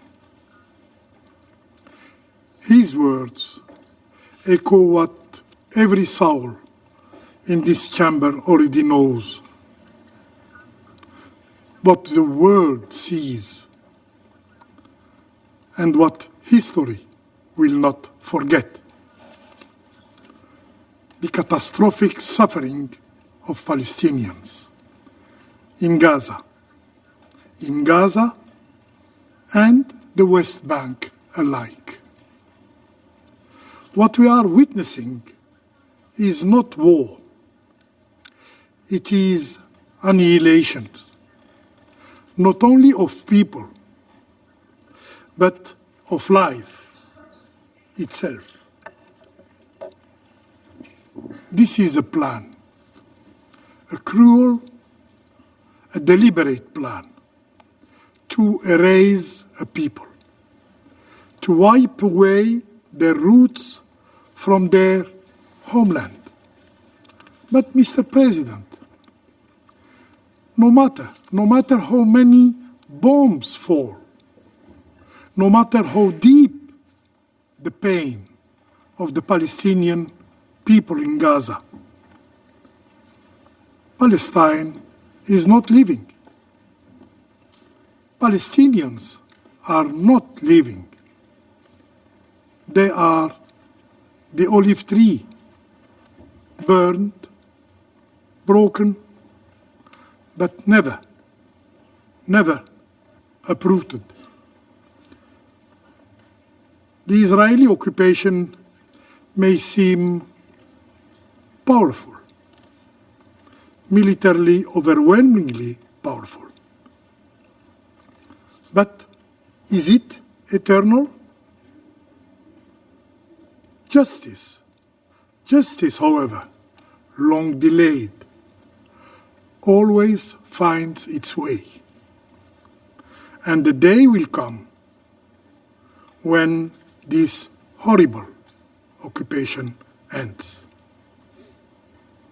Mr. President, humanity is bleeding in Gaza. In the last 600 days. But so too is the very idea of law, of morality, of justice, of conscience. International law is being trampled. Famine is being openly used as a weapon. Just yesterday, yes, just yesterday, 15 Palestinians died of hunger.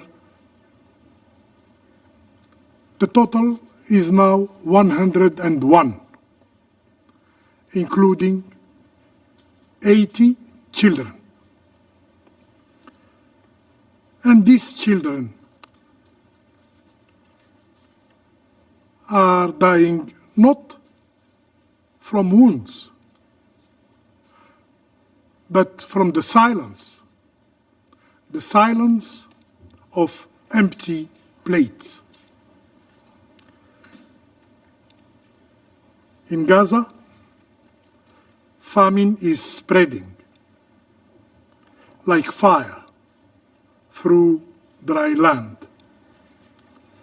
It touches everyone.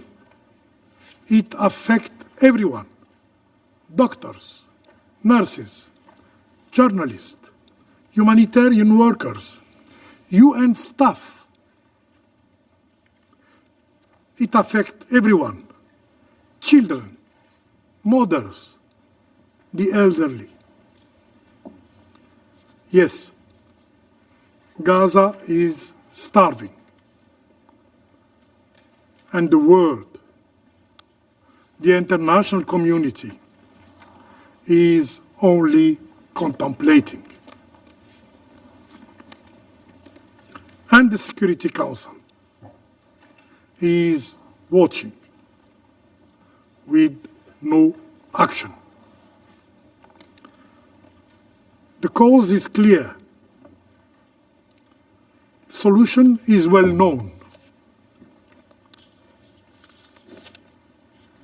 As Médecins Sans Frontières medical coordinator in Gaza said plainly,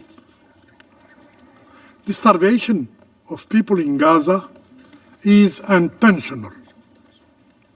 It could end tomorrow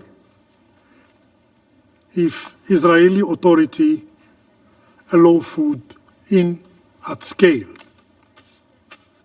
But instead, aid convoys are blocked. Humanitarian centers are attacked. And the so-called Gaza Humanitarian Foundation, I should say Gaza Hunger Foundation, has tragically become a death trap. A trap endangering the very lives of the starving Palestinians that it claims feeding. As one of 3 Gazans does not eat for days, aid is no more a race for life. It has become a race to death. More than 1,000 people killed, over 6,500 injured, just for seeking help, just for seeking food, just for reaching out of bread. This is the blatant reality.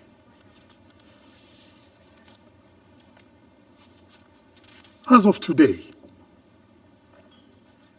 almost 60,000 Palestinians have been killed by the Israeli occupying forces,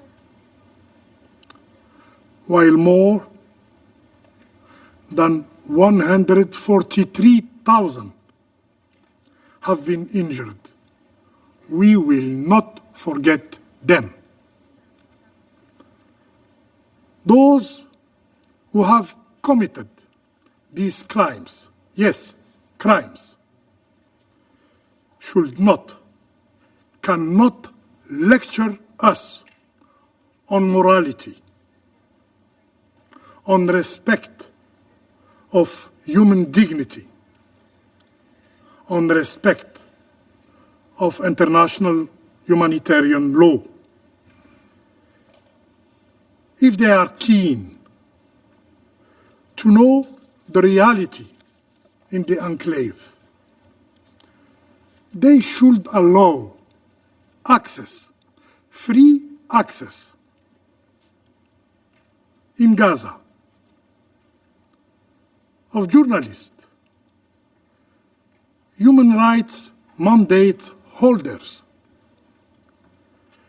credible international NGOs to investigate and to report to the world on the real situation in Gaza. And today,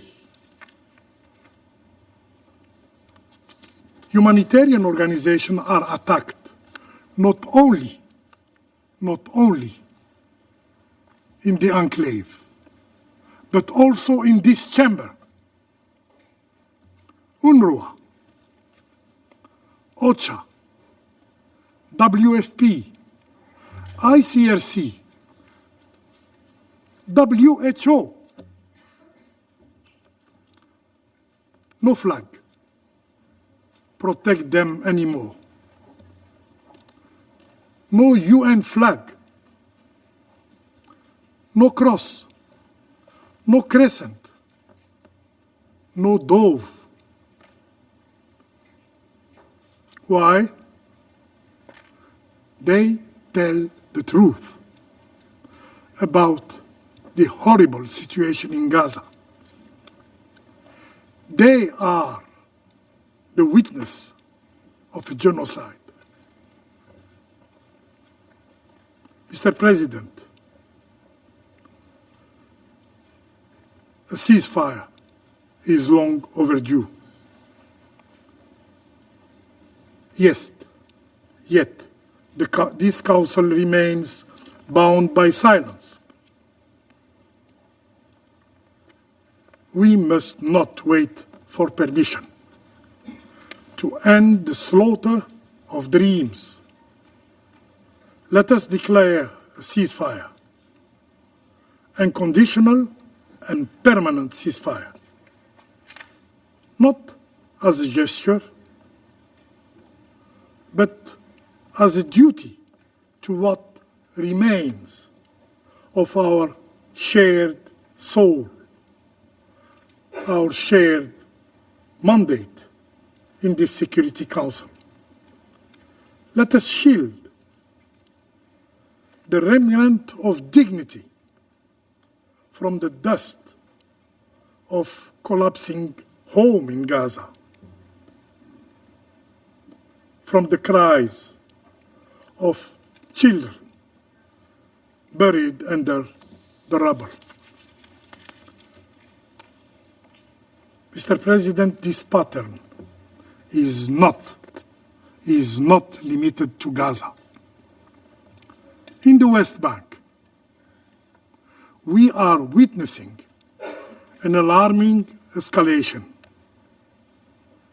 Israel has announced a plan for further expanding settlements, open step toward annexation.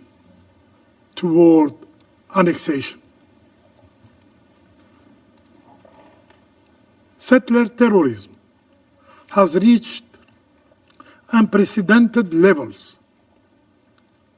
Palestinians are being pushed out of their lands, of their homes. Their villages are burned. Their trees are chopped.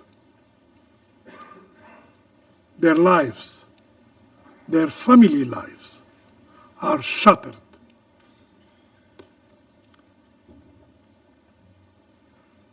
Even the sacred is not spared. Settlers repeatedly assault Al-Aqsa Mosque and attacks churches. Now, the famous Ibrahimi Mosque is under threat. Algeria condemns in the strongest terms these attacks and this violation of international law. And while we speak of Palestine, while we reaffirm the inalienable right of the Palestinian people to self-determination, to sovereignty over their land, while we advocate for the implementation of the two-state solution, the Knesset voted just today not for peace, not for justice, but to claim what is not theirs. They call occupation sovereignty, sovereignty over the West Bank. What will the international community, what will this Security Council say this time?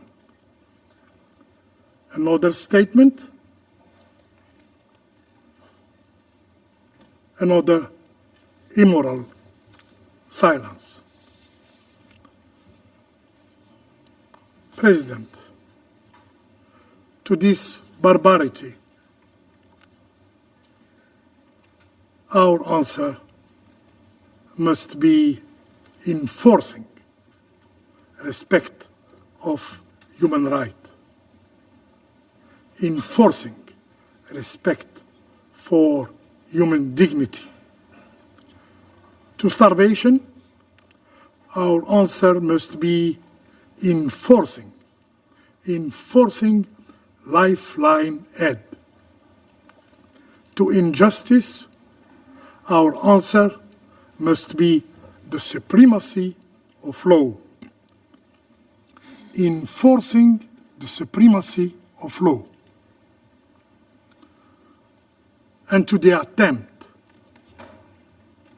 to erase a nation, a Palestinian nation, our answer must be the establishment of a Palestinian state with Al-Quds Sharif as its capital.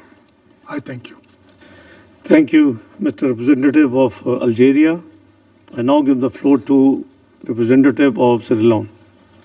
Thank you, Mr. President. Sierra Leone thanks the Presidency for convening this important and timely debate. The protracted crisis in the Middle East continues to demand the Council's urgent attention, principled clarity, and resolute action. I thank Assistant Secretary General Kerry for his detailed briefing. Mr. President, across the region, fragility remains a defining feature. While recent de-escalations in Lebanon and between the Islamic Republic of Iran and the State of Israel offer some measure of relief, other theaters remain dangerously unstable.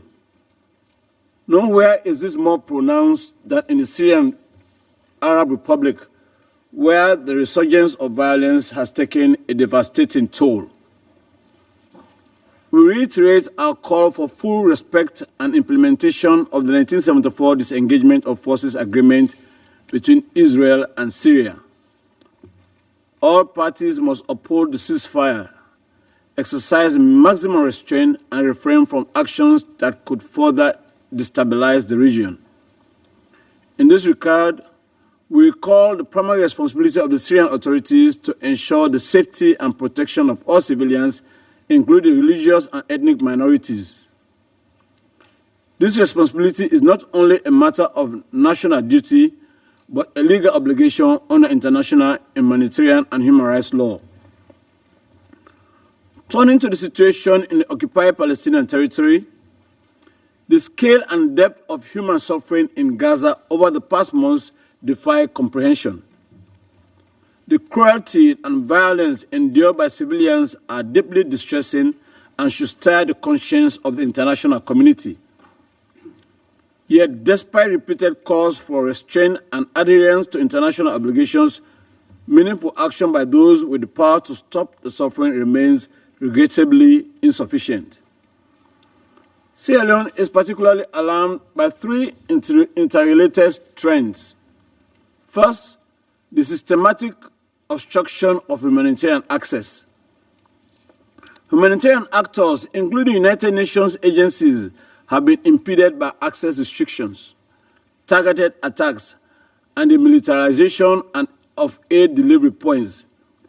These developments have rendered many humanitarian corridors perilous rather than protective, with the humanitarian architecture pushed to the brink of collapse. Essential life-saving assistance continues to be hindered by bureaucratic, political, and operational constraints. Second, the targeting and destruction of cultural, religious, and historic sites. Attacks on places of worship, cemeteries, and culturally significant landmarks are not merely acts of war. They seek to erase the identity and heritage of an entire people. When coupled with widespread destruction of homes, schools, and civilian infrastructure, these actions signal an alarming pattern of displacement and dispossession. Third, the deprivation of basic necessities. The use of siege tactics, repeated bombardments, and forced evacuations, including the recent evacuation order covering about 5.6 square kilometers of Deir Bala, which spans from neighborhoods, leaving the millions of Palestinians confined to ever-shrinking spaces, often without access to adequate food, clean water, or medical care. The use of starvation as a method of warfare is a grave breach of international humanitarian law. Even more concerning is reports that the latest evacuation orders affect United Nations premises and warehouses, which are protected under international law. We are also deeply concerned that the WHO staff residence was attacked 3 times in the last few days. We reiterate that the parties to the conflict must respect the inviolability of all United Nations staff, premises, warehouses, and other civilian sites.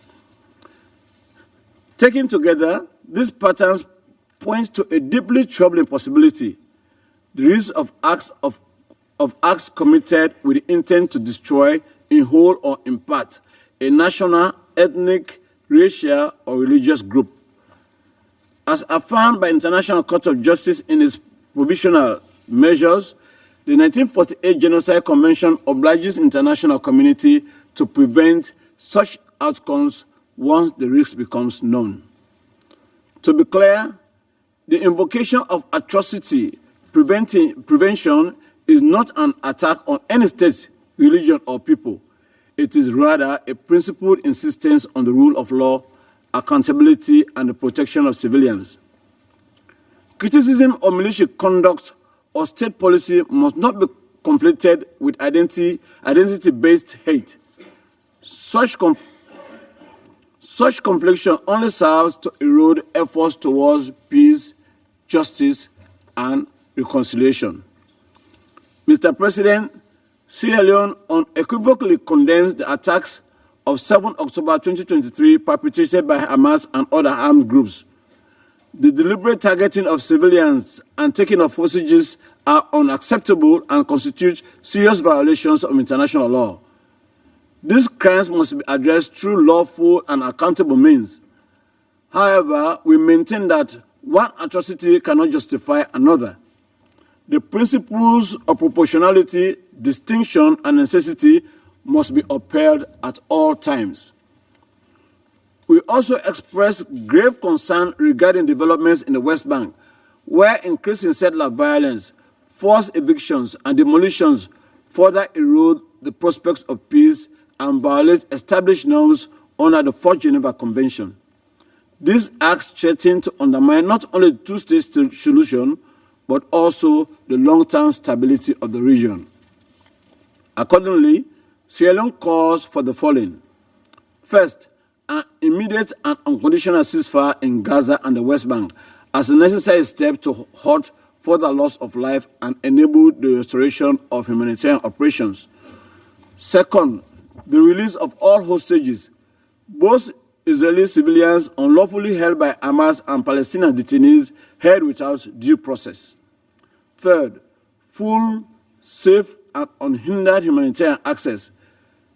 We welcome recent initiatives to expand and aid delivery, but stress that these measures must be scaled up and the blockade lifted and militarization abandoned. Fourth, food compliance with ICJ's provisional measures, particularly those related to facilitating humanitarian aid and protecting civilians. The work of UNRWA and other UN agencies on the ground must be preserved and strengthened. Fifth, the rejection of any effort towards permanent displacement of Palestinians.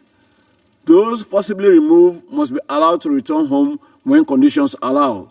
The right to self-determination must be respected and upheld. Ultimately, there must be a credible return to the political track. A two-state solution based on the pre-1967 borders and with East Jerusalem as the capital of the State of Palestine remains the only viable and just path towards sustainable peace. In this context, we welcome the forthcoming international conference to be convened by France and the Kingdom of Saudi Arabia and all relevant parties to engage constructively. We also commend the mediation efforts led by Egypt, Qatar, and the United States, which have helped facilitate temporary humanitarian pauses. Mr. President, the Middle East stands at a critical crossroads. The suffering of civilians in Gaza, the instability in Syria, Lebanon, and Yemen, and the stagnation of the peace process collectively underscore the need for renewed leadership and firm action. Thank you. Thank you, Mr. Representative of Sierra Leone. I would now give the floor to the representative of France. Merci, Monsieur le Président. Monsieur le Président, je remercie Monsieur le Sous-secrétaire général Khaled Chiari pour son exposé et j'ai écouté avec la plus grande attention Monsieur le followed what was said by the observer State of Palestine and the permanent representative of La priorité au Israel. Proche-Orient, c'est d'obtenir un cessez-le-feu permanent et immédiat à Gaza, la libération immédiate and unconditional release of all hostages that have been illegally detained by Hamas and the unfettered at-scale delivery of humanitarian aid. France continues to work tirelessly to achieve that goal.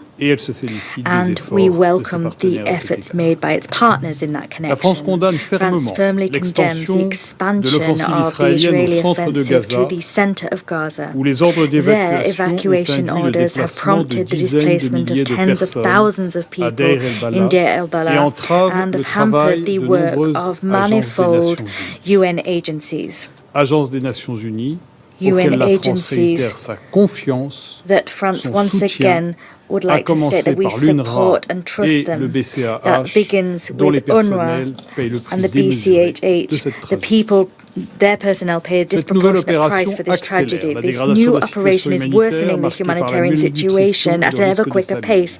That situation is marked by malnutrition and the risk of famine. This situation is the result of the blockade imposed by Israel. France condemns in the very strongest terms Israeli fire on Palestinians in Gaza as they attempt to obtain humanitarian aid. This fire is thought to have killed over 1,000 people in recent months, or more, according to the UN. Any attempts to bring about the forced displacement of Gaza's people, be these open or covert, are illegal and unacceptable. In the West Bank and in East Jerusalem, settlement activity must stop. It is a breach of international law. France staunchly opposes the resumption of the E1 settlement project. This project must not see the light of day. It is a violation of international law. It threats the prospect of the two-state solution. We must build an alternative to war in order to meet the legitimate aspirations of the Palestinians of having a state and to allow the Israelis and the Palestinians to live in peace and in security. The gravity of the situation in the Middle East must not distract the Council from what is happening in Lebanon, in Syria, and the Red Sea. In Lebanon, in spite of the manifold obstacles, we must continue our efforts to comprehensively implement Resolution 1701. That text has become all the more relevant following the ceasefire agreement of 26th of November 2024. The restoration of the Lebanese state's authority across its territory depends on implementing that resolution. They must retain the monopoly over the use of force across the full extent of Lebanese territory. To achieve that goal, renewing UNIFIL's mandate is vital if we are to support efforts taken in this connection on the part of Lebanese authority and the LAF. In Syria, the ceasefire obtained last Saturday thanks to the US mediation efforts must be upheld. Humanitarian aid must be delivered in an unfettered fashion to Ceuta, and civilians that wish to do so must be able to be evacuated in absolute safety. We call upon Israel to refrain from any and all unilateral actions likely to sow instability in Syria. The goal for this Council must be to ensure that Syria is able to achieve an inclusive transition, to restore civic peace and recover its economy. The reconfiguration of the UN's presence in Syria must make it possible to support those goals. This is also the rationale behind France's efforts in support of the Syrian Transitional Authority. In Yemen and the Red Sea, as in the rest of the region, the Houthis must put an end once and for all to their destabilizing actions in the Middle East. France calls for the resumption of the inter-Yemeni peace process under the aegis of the UN Special Envoy Hans Grönberg, who France fully supports. These efforts must allow us to fully implement the political, security and economic roadmap. Mr. President, a ceasefire agreement in Gaza could allow the Middle East to write a new chapter with the resumption of the Israeli-Palestinian peace process. France is doing all it can to achieve that goal. With that in mind, we will co-chair alongside Saudi Arabia a high-level conference between on the 28th and 29th of July. This conference aims to ensure that the two-state solution can reach fruition through concrete steps. The conference also aims to spark anew a broad dynamic in favor of a political solution which meets the legitimate security concerns of Israel and which ultimately guarantees the contiguity and viability of the Palestinian state. The conference will strive to foster the recognition of Palestine, the normalization of its relations with Israel and regional integration, as well as the reform of Palestinian governance and the disarmament of Hamas. We call upon all member states to participate at that conference at the highest possible level. Thank you. Thank you, Mr. Representative of France. I would now give the floor to Representative of Panama. Thank you very much, Mr. President. We thank His Excellency Mohammed Sagdar, Deputy Prime Minister and Minister for Foreign Affairs of Pakistan, for having convened this important meeting and for presiding over it. We also wish to thank Mr. Khaled Kiari, Assistant Secretary General for the Middle East, Asia and the Pacific, for his briefing. We welcome the ministers, senior officials and representatives from delegations. We thank them for their participation. The The Middle East continues to be the epicenter of a growing conflict, the reach of which seems only to grow. Panama is monitoring with grave concern the dire situation which continues to prevail in the Syrian Arab Republic. There, countless outbreaks of violence have occurred, sectarian violence that is, have occurred in quick succession. These not only threaten the country's internal stability, but also the security of the region as a whole. We condemn the recent escalation of violence against civilians, including against religious and minority communities in Syria. We specifically refer here to the 22nd of June attack against the Greek Orthodox Church of Mar Elias in Damascus. We're also thinking of the sectarian violence in Sueda and the military operations in densely populated areas such as Daraa and the capital Damascus. Against this backdrop, we reiterate that it is necessary to give a real chance to a political transition in Syria so that that transition can be genuinely inclusive and sovereign, in accordance with the parameters established by Security Council Resolution 2254. This transition should be buttressed by the constructive support of the international community, in particular that of the United Nations and its specialized agencies. Meanwhile, in Gaza, the humanitarian situation remains devastating. More than 80% of Gaza's population is displaced. They're living in bitterly difficult conditions with no adequate access to water, food, medical care, or basic services. The health system has collapsed, and thousands of children are suffering acute malnutrition. That is a humanitarian tragedy which demands urgent attention. Panama reiterates its urgent appeal for the restoration of an immediate ceasefire which can halt human suffering, facilitate the sustained, unfettered delivery of vital humanitarian aid at scale to Gaza, and one that can guarantee the immediate, dignified and unconditional release of all hostages that remain in Hamas's hands. We fervently condemn once again Hamas's actions. Since May, at least some hundreds and hundreds of people have died while trying to access humanitarian aid in Gaza. That fact bears witness to the people's desperation and to the risks linked with assistance mechanisms alternative to those operated by the UN system. We insist that any effort must be governed by the fundamental principles of international humanitarian law. That is, humanity, neutrality, impartiality, and independence. It comes as a surprise, and therefore it is a source of grave concern to note that due to an apparent lack of political will, or for other reasons which defy comprehension, it has not yet been possible to effectively deliver the aid in appropriate quantities as required desperately by the people of Gaza. This aid delivery must involve the participation of UN agencies. They have proven that they have the track record, experience and capacity necessary to perform that task. Other stakeholders can join these UN efforts if they are able to complement the UN's work whilst adhering to humanitarian principles. With this in mind, Panama reaffirms its support for the UN agencies, including UNRWA and OCHA. And we once again reiterate our support for their personnel. Their humanitarian work has been vital, even in the most challenging environments. They have paid a high price with their sacrifice. All international efforts must be designed in such a way as to supplement and strengthen and not substitute or exclude existing humanitarian mechanisms. We're also concerned by the ever-worsening conditions in the West Bank. Their restrictions are worsening the suffering of the Palestinian people. The rising tide of regional instability has had repercussions in Lebanon.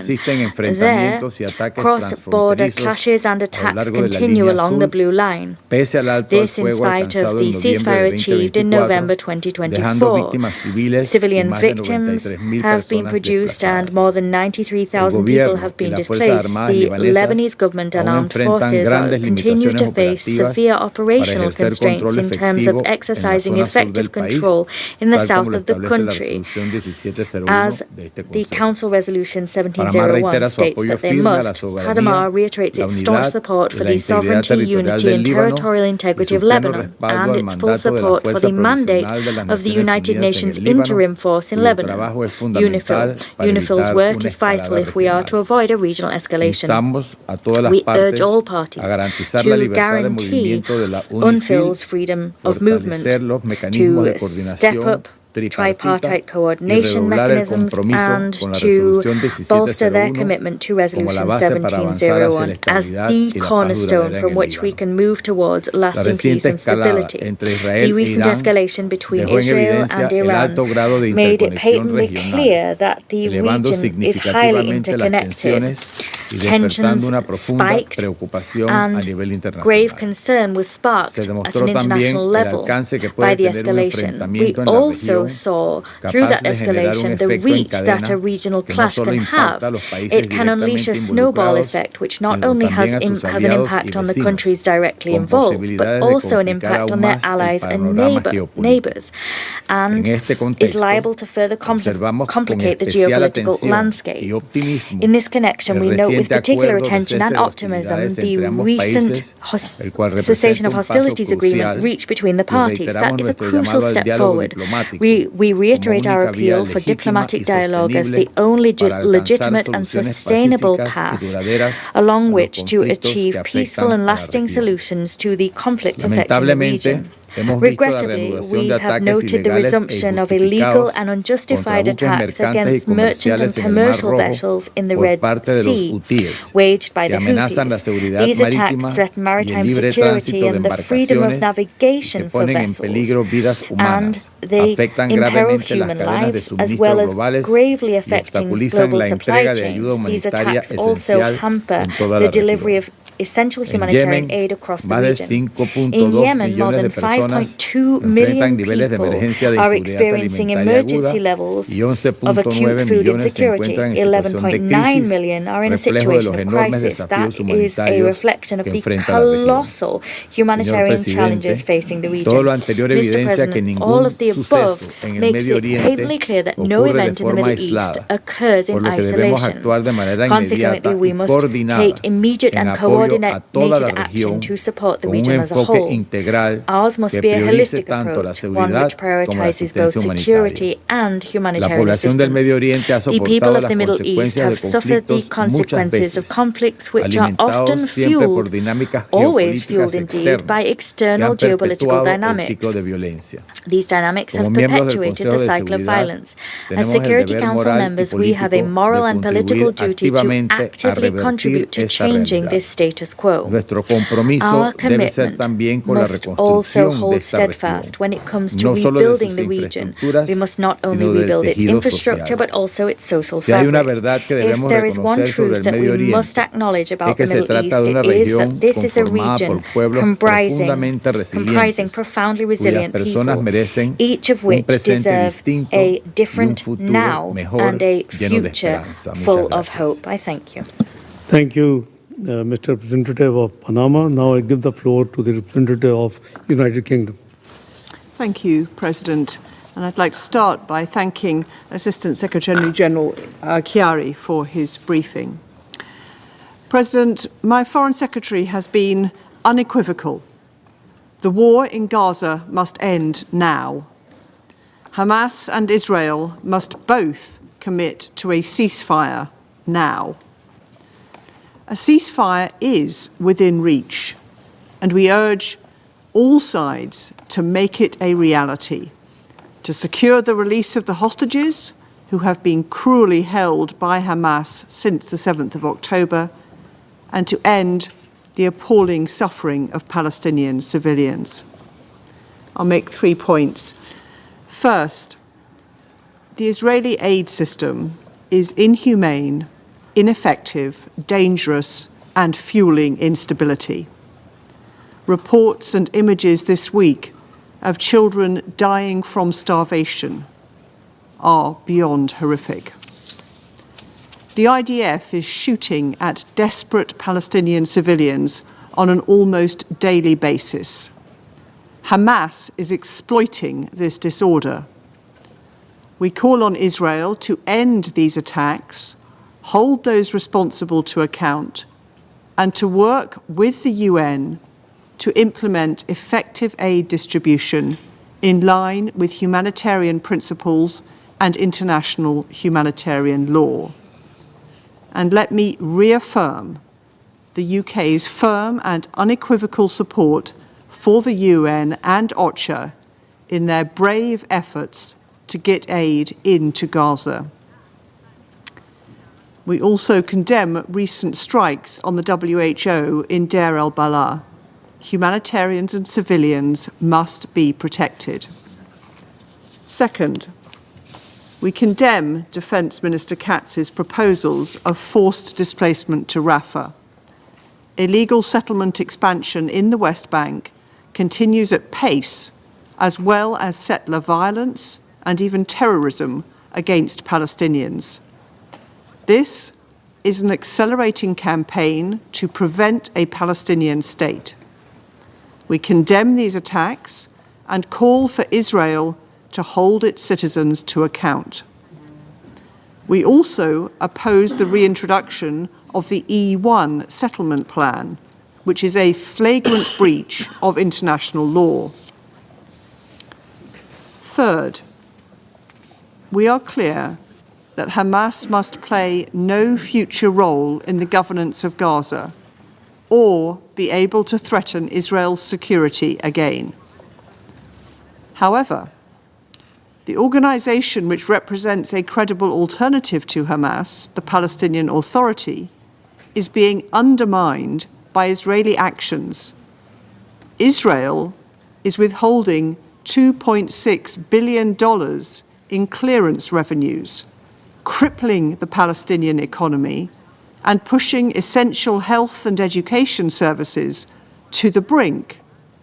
This is not conducive to Israel's security. President, the United Kingdom is resolute in our commitment to a two-state solution, and my Foreign Secretary has been clear that we are prepared to take further action to prevent the forcible erosion of the only viable path to lasting peace.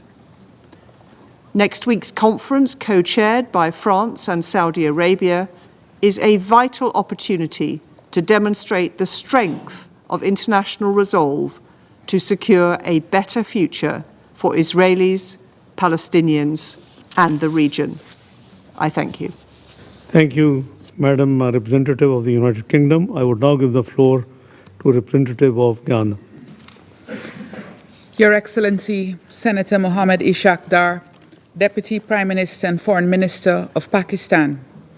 At the outset, my delegation thanks you for convening today's open debate on the situation in the Middle East, including the Palestinian question.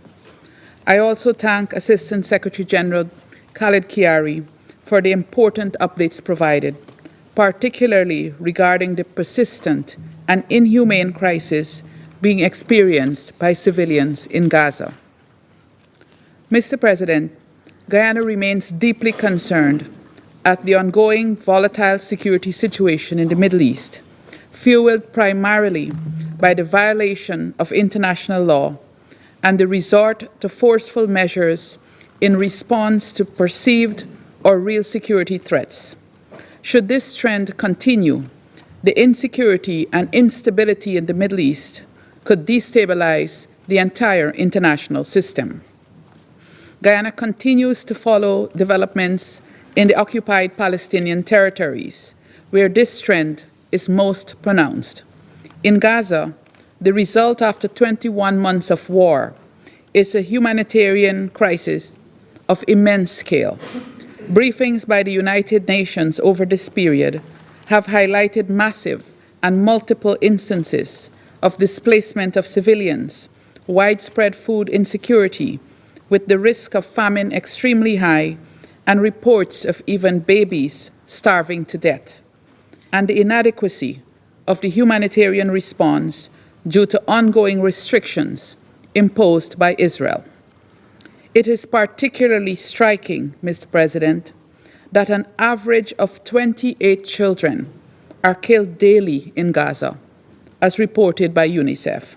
Nothing can justify this crisis that has been deliberately created and foisted on Palestinian civilians. After witnessing the devastation in Gaza for almost 2 years, Guyana reiterates its call on Israel to comply with its obligations under international law, including those governing occupation and the conduct of war. Mr. President, Excellencies, evidence has shown that misinformation has been used as a weapon in this war. We have seen this in the allegations against UNRWA of being involved in terrorist activities, resulting in funding cuts to the agency last year, and ultimately to the Israeli government taking legislative action against it. That this happened despite the lack of incontrovertible evidence to support the allegations. We are witnessing the same strategy at work regarding the operations of the Gaza Humanitarian Foundation, the GHF. Despite the evidence that the GHF is not operating in accordance with humanitarian principles, and the deliberate and daily killing and injury of civilians at GHF sites, we are told that the GHF is the best option to deliver aid to Palestinian civilians in need. The reports from the United Nations, however, tell a completely different story, which is also corroborated by reports from international NGOs and media sources privy to the situation in Gaza. It is important to counter all false narratives about what is happening in Gaza as a critical step towards addressing the impunity that has characterized actions there and for promoting accountability. We continue to rely on the UN and its partners in Gaza to this end. Mr. President, we continue to deplore the indiscriminate manner of Israel's strikes in Gaza, where it appears that virtually nothing is off limits. Targets have included people sheltering in schools and tents, people seeking food, water, nutrition supplies, or other assistance, medical and humanitarian relief personnel, and journalists. Following last week's strike on the Holy Family Church in Gaza, we took note of the explanation provided by the Israeli Defense Force, including its assertion that it directs its strikes solely at military targets. Guyana stresses that there should be no trivializing of the very serious consequences of Israel's war in Gaza, which has resulted in thousands of casualties. These consequences cannot be explained away. The road to accountability begins with fully acknowledging all violations of international law, including international humanitarian law. Mr. President, Excellencies, it is urgent that the parties reach agreement on a ceasefire in Gaza. The civilian cost continues to be alarming. It is also urgent that all hostages being held captive in Gaza be released without conditions. In the same vein, Palestinians detained in Israel without charge must also be released. The safety of humanitarian personnel must be guaranteed if they are to take full advantage of the limited lifting of restrictions on humanitarian access into Gaza. Moreover, we call on Israel to cooperate with the United Nations and its humanitarian partners to ensure that they can deliver life-saving assistance to civilians. Taking note of reports of plans to create a containment zone in Rafah, Guyana calls on Israel not to pursue any such plan that would further restrict the movement of civilians in Gaza and confine them to an even smaller space. We call for an end to the ongoing displacement of Palestinians in Gaza. We also call for an end to the ongoing violence against Palestinians in the West Bank, including violence perpetrated by settlers. Excellency, allow me to conclude by urging the Security Council to safeguard the rights of Palestinians. At the heart of this is enabling the exercise of their right to self-determination through the implementation of the two-state solution. Guyana remains fully supportive of this objective and hopes that the high-level conference on the two-state solution next week will advance this process. I thank you. Thank you, Madam Representative of Guyana. I will now give the floor to the representative of United States. Thank you, Deputy Prime Minister Dar, and thank you, Assistant Secretary General Khiari, for your briefing. Colleagues, the Middle East has a clear path to a better future. This Council must take concrete steps toward durable peace and prosperity. That starts with a future for the people in Gaza that is free of Hamas. This Council must meet the moment by pressuring Hamas to accept the ceasefire proposal already accepted by Israel, release the 50 remaining hostages held for more than 650 days, and disarm and leave Gaza forever. Shielding Hamas from accountability undermines Israel's security, rewards terrorism, and does nothing to improve the lives of Palestinians. We remind this Council and the world that there are still 2 American citizens, Itai Hen and Omer Nutra, held by Hamas. We also underscore that Hamas has held Hadar Goldin since 2014. It is past time for Hamas to return all those it has taken hostage. Hamas bears sole responsibility for the massacre it perpetrated on October 7th. It is likewise responsible for the resumption of hostilities in March, following Hamas's rejection of multiple ceasefire proposals. Mr. President, the representative of Israel has addressed allegations of genocide made by some in this room. I am also compelled to speak on this. These accusations are politically motivated and categorically false. They are part of a deliberate, cynical propaganda campaign as Hamas attempts to win symbolic victories to compensate for total defeat in war. The United States refutes these allegations entirely. America fully supports Israel's right to defend itself. Israel has taken numerous measures to limit harm to civilians and to address humanitarian needs. The loss of civilian life in Gaza is tragic, but the responsibility for this rests with Hamas, which could also stop the fighting today by agreeing to a ceasefire already accepted by Israel. I will also address allegations of Israel's plans to move Gazans to other countries. The United States does not support the forced displacement of Palestinians from Gaza. President Trump has said that nobody is expelling any Palestinians from Gaza. We also underscore, Mr. President, Hamas must accept the deal on the table. Anything short will only perpetuate the suffering of hostages in captivity, of their families desperate to unite with loved ones, and of Gazans who deserve to live free of Hamas's tyranny. Mr. President, with respect to the dire humanitarian situation, no one wants to see Palestinians in Gaza go hungry or thirsty. The United States supports getting assistance to civilians in Gaza. This should happen in a way that does not allow Hamas to benefit.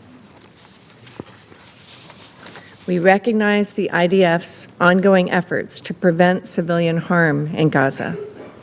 By contrast, Hamas's use of civilians as human shields is a deplorable violation of international humanitarian law. The United States stands for the protection of civilian lives during armed conflict in compliance with international humanitarian law. Mr. President, with respect to deaths of Palestinians while seeking aid, the United States mourns the loss of all innocent lives, and we agree that more assistance needs to safely reach those in need. I would point out that the most recent tragedy occurred near UN convoys after they passed through the Zakim crossing. It is unfortunate that the UN continues to turn down the offers of the Gaza Humanitarian Foundation to collaborate and coordinate aid efforts. The United States also offers condolences for those killed at the Holy Family Church in Gaza. We have asked Israel to investigate the strike and ensure that all civilians, including Christians, remain safe.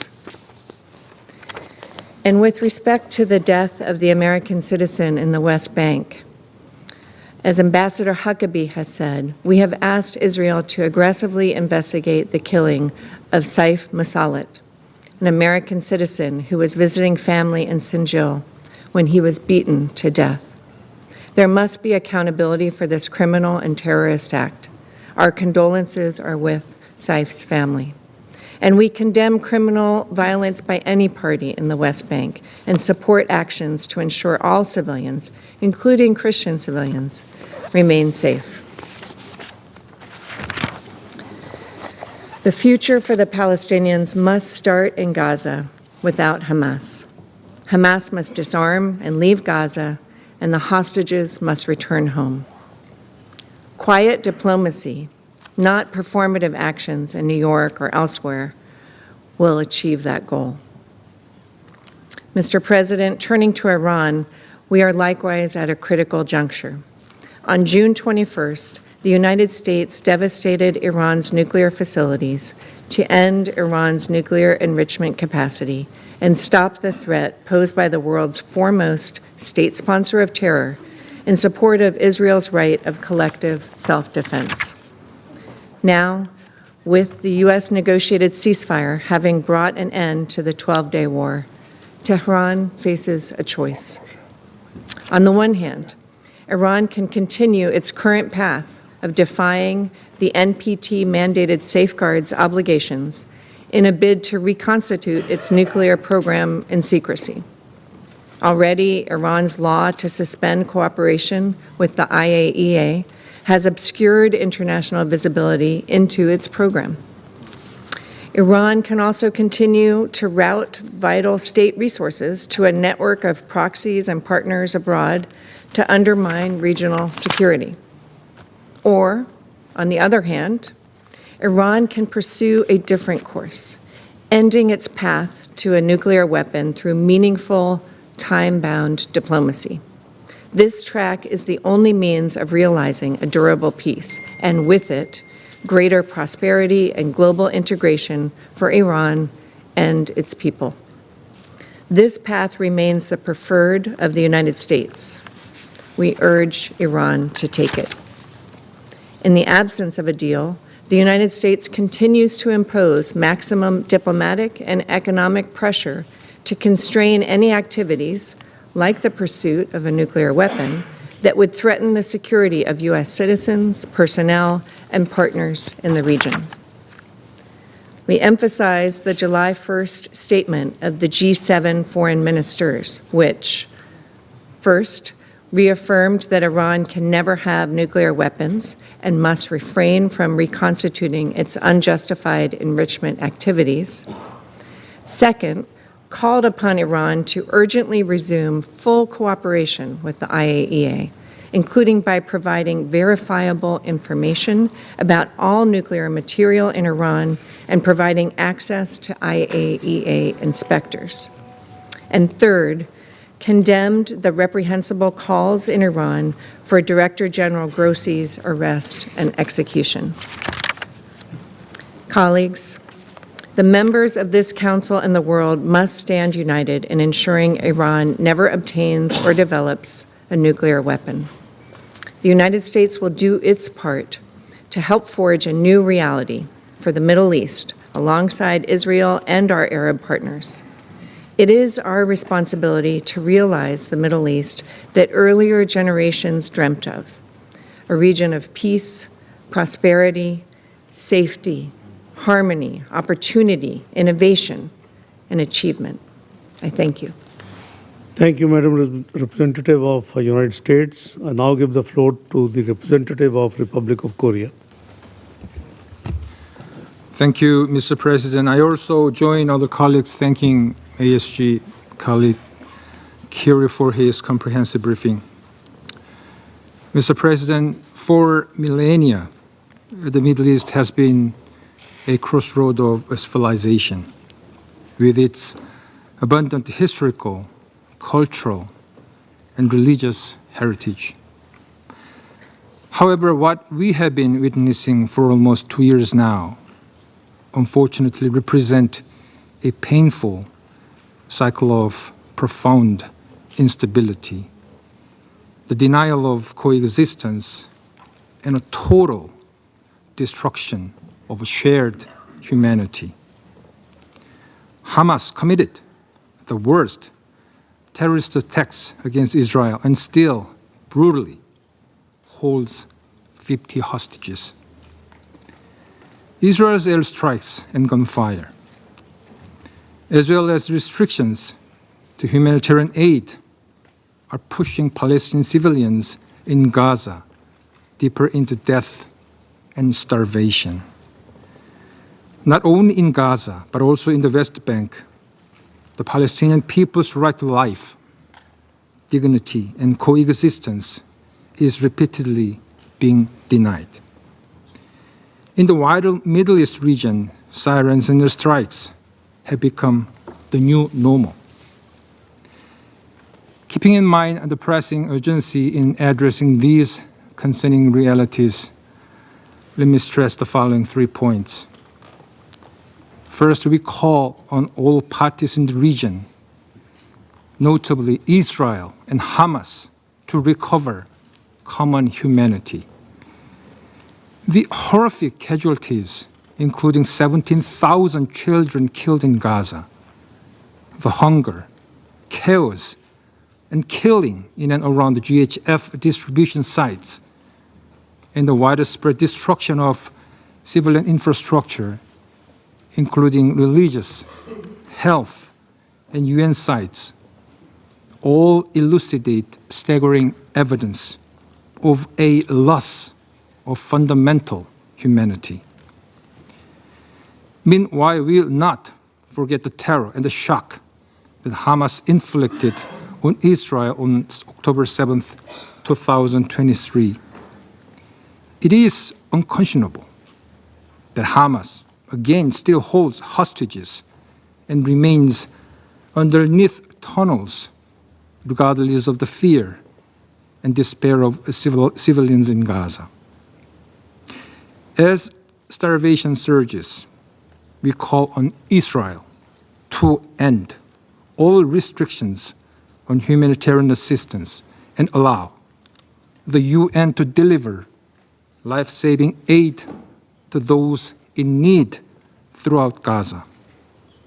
In this respect, we reaffirm our strong support for all humanitarian agencies of UN, including OCHA and UNRWA. Both parties must protect civilians and faithfully engage in talks to secure an immediate ceasefire and release of hostages. The war in Gaza must end now. Second, Israel and Palestinians, Jews, Muslims, and Christians must coexist in lasting peace and security. Any action that hinders this simple but clear proposition must immediately come to a halt. Violence by settlers in the West Bank, regardless of the nationality of the victims, is unacceptable. And thus, all perpetrators must be held accountable in accordance with clear international standards. Israel must cease settlement activities in the occupied Palestinian territory, which are contrary to international law and Security Council resolutions. We oppose the announcement by Israel on the resumption of E1 settlements. This only will bifurcate a non-contiguous West Bank and further hamper future prospect for the two-state solutions. We also reject calls to forcibly relocate Palestinians in or outside of Gaza, such as the so-called humanitarian city plan, slated for the rubble where the city of Rafah once stood. We continue to extend our consistent support on efforts to revive the two-state solution. Third, all players must strive for de-escalation and stability throughout the region through diplomacy. We call on key players in the regions to adhere to the purpose and principles of the UN Charter, including the peaceful settlement of disputes and respect for territorial sovereignty. All actions that further aggravate insecurity, either on land or sea, must stop. Amid the endless spillover of violence in the region, we must seek ways to achieve peace through dialogue and diplomacy. In particular, ongoing talks in the region on non-proliferation now provide us with an important moment for diplomacy. We thus call on all parties in the region to seize any opportunity to secure regional peace and stability for the benefits of the people. I thank you, Mr. President. Thank you, Mr. Representative of Republic of Korea. I now give the floor to the representative of Somalia. السيد الرئيس Mr. President, أعرب في مستهل at كلمتي the outset, عن تقدير بلادي I express my country's لعقد هذه الجلسة appreciation المفتوحة for holding this open في وقت debate at a تتصاعد فيه time when the التحديات challenges التي تواجه and accumulated الشرق crises facing the Middle East region وتستمر الأزمات are المتراكمة escalating في التفاقم without دون حلول any جذرية. bold and rooted solutions. كما نشكر السيد خالد خياري مساعد الأمين العام I would also like to thank Mr. Khalid Khayari, Assistant Secretary General for the Middle East, for his valuable briefing on current developments. Mr. President, the occupied Palestinian territory, and in particular the Gaza Strip, continue to witness one of the most tragic human tragedies in modern times. With the number of victims exceeding 56,000, most of them women and children, with unprecedented destruction of civilian infrastructure, and millions deprived of water, food, or health care, the moral and legal imperative demands urgent and decisive action by this Council.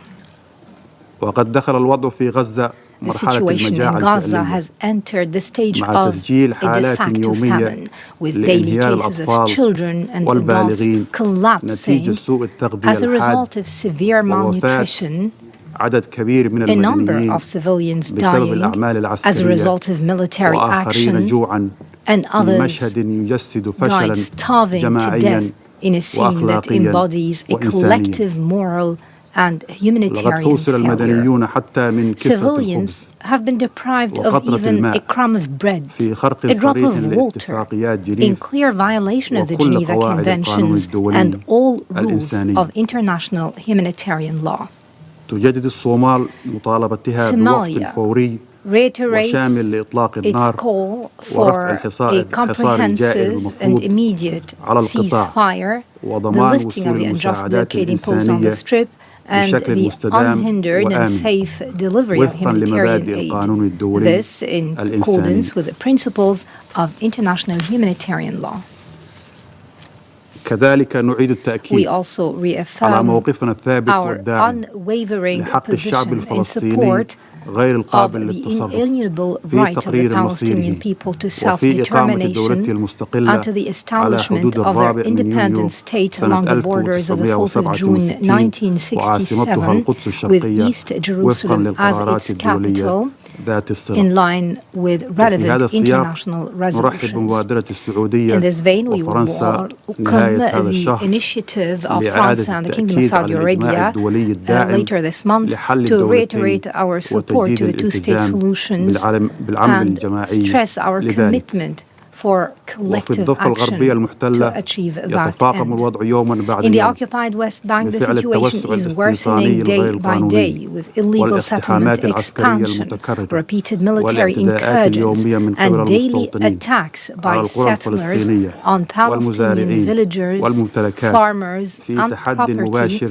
in direct للقانون الدولي defiance of international ولقرارات law مجلس and الأمن Security ولا Council سيما القرار resolutions, especially 2334. Resolution 2334. إننا نحذر من استمرار هذا We المسار warn against the الذي continuation يغوض of this بشكل trend, مباشر which directly أي أفق undermines لعملية any السلام prospects for a peace ويكرس process, واقعا استعماريا perpetuates a على الأرض colonialist reality ويعمق on the مشاعر ground, الإحباط and deepens والغضب the لدى frustration and أجيال anger كاملة of من entire الفلسطينيين. generations of Palestinians.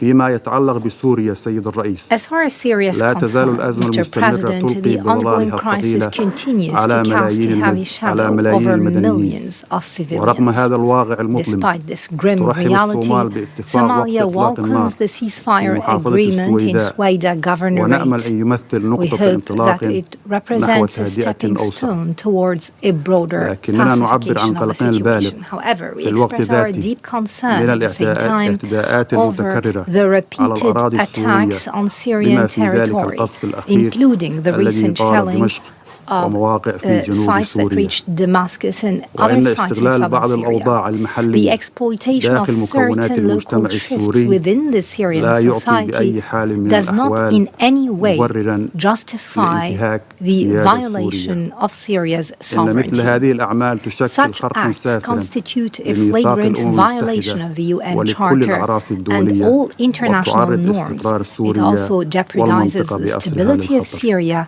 and the ونؤكد entire من region. جديد We دعمنا للحل reaffirm السياسي our الشامل support for a بقيادة comprehensive سورية Syrian-led, وملكية وطنية Syrian-owned وفقا political لقرار solution in accordance with 2254 Resolution وفي 2254. لبنان فإن استمرار الانتهاكات على الحدود الجنوبية the continued يحتمان violations الالتزام on بقرار the مجلس south الأمن necessitate 1701 the ونؤكد على أهمية دعم adherence to مؤسسات الدولة Resolution اللبنانية 1701, وفي and مقدمتها we الجيش need the اللبناني continued support لصون of وحدة all الدولة Lebanese وأمنها institutions, including the واستقرارها. Lebanese army, to ensure the unity and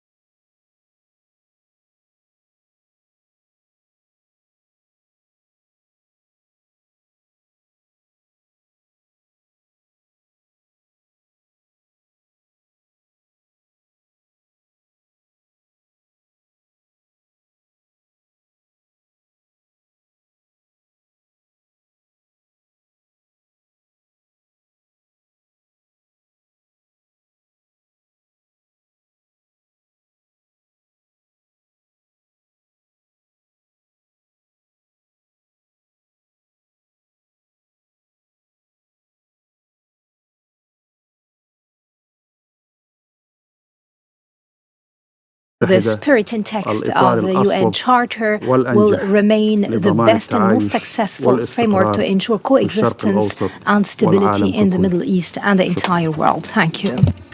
Thank you, Mr. Representative of Somalia. I will now give the floor to Representative of Slovenia. Thank you very much, Mr. President.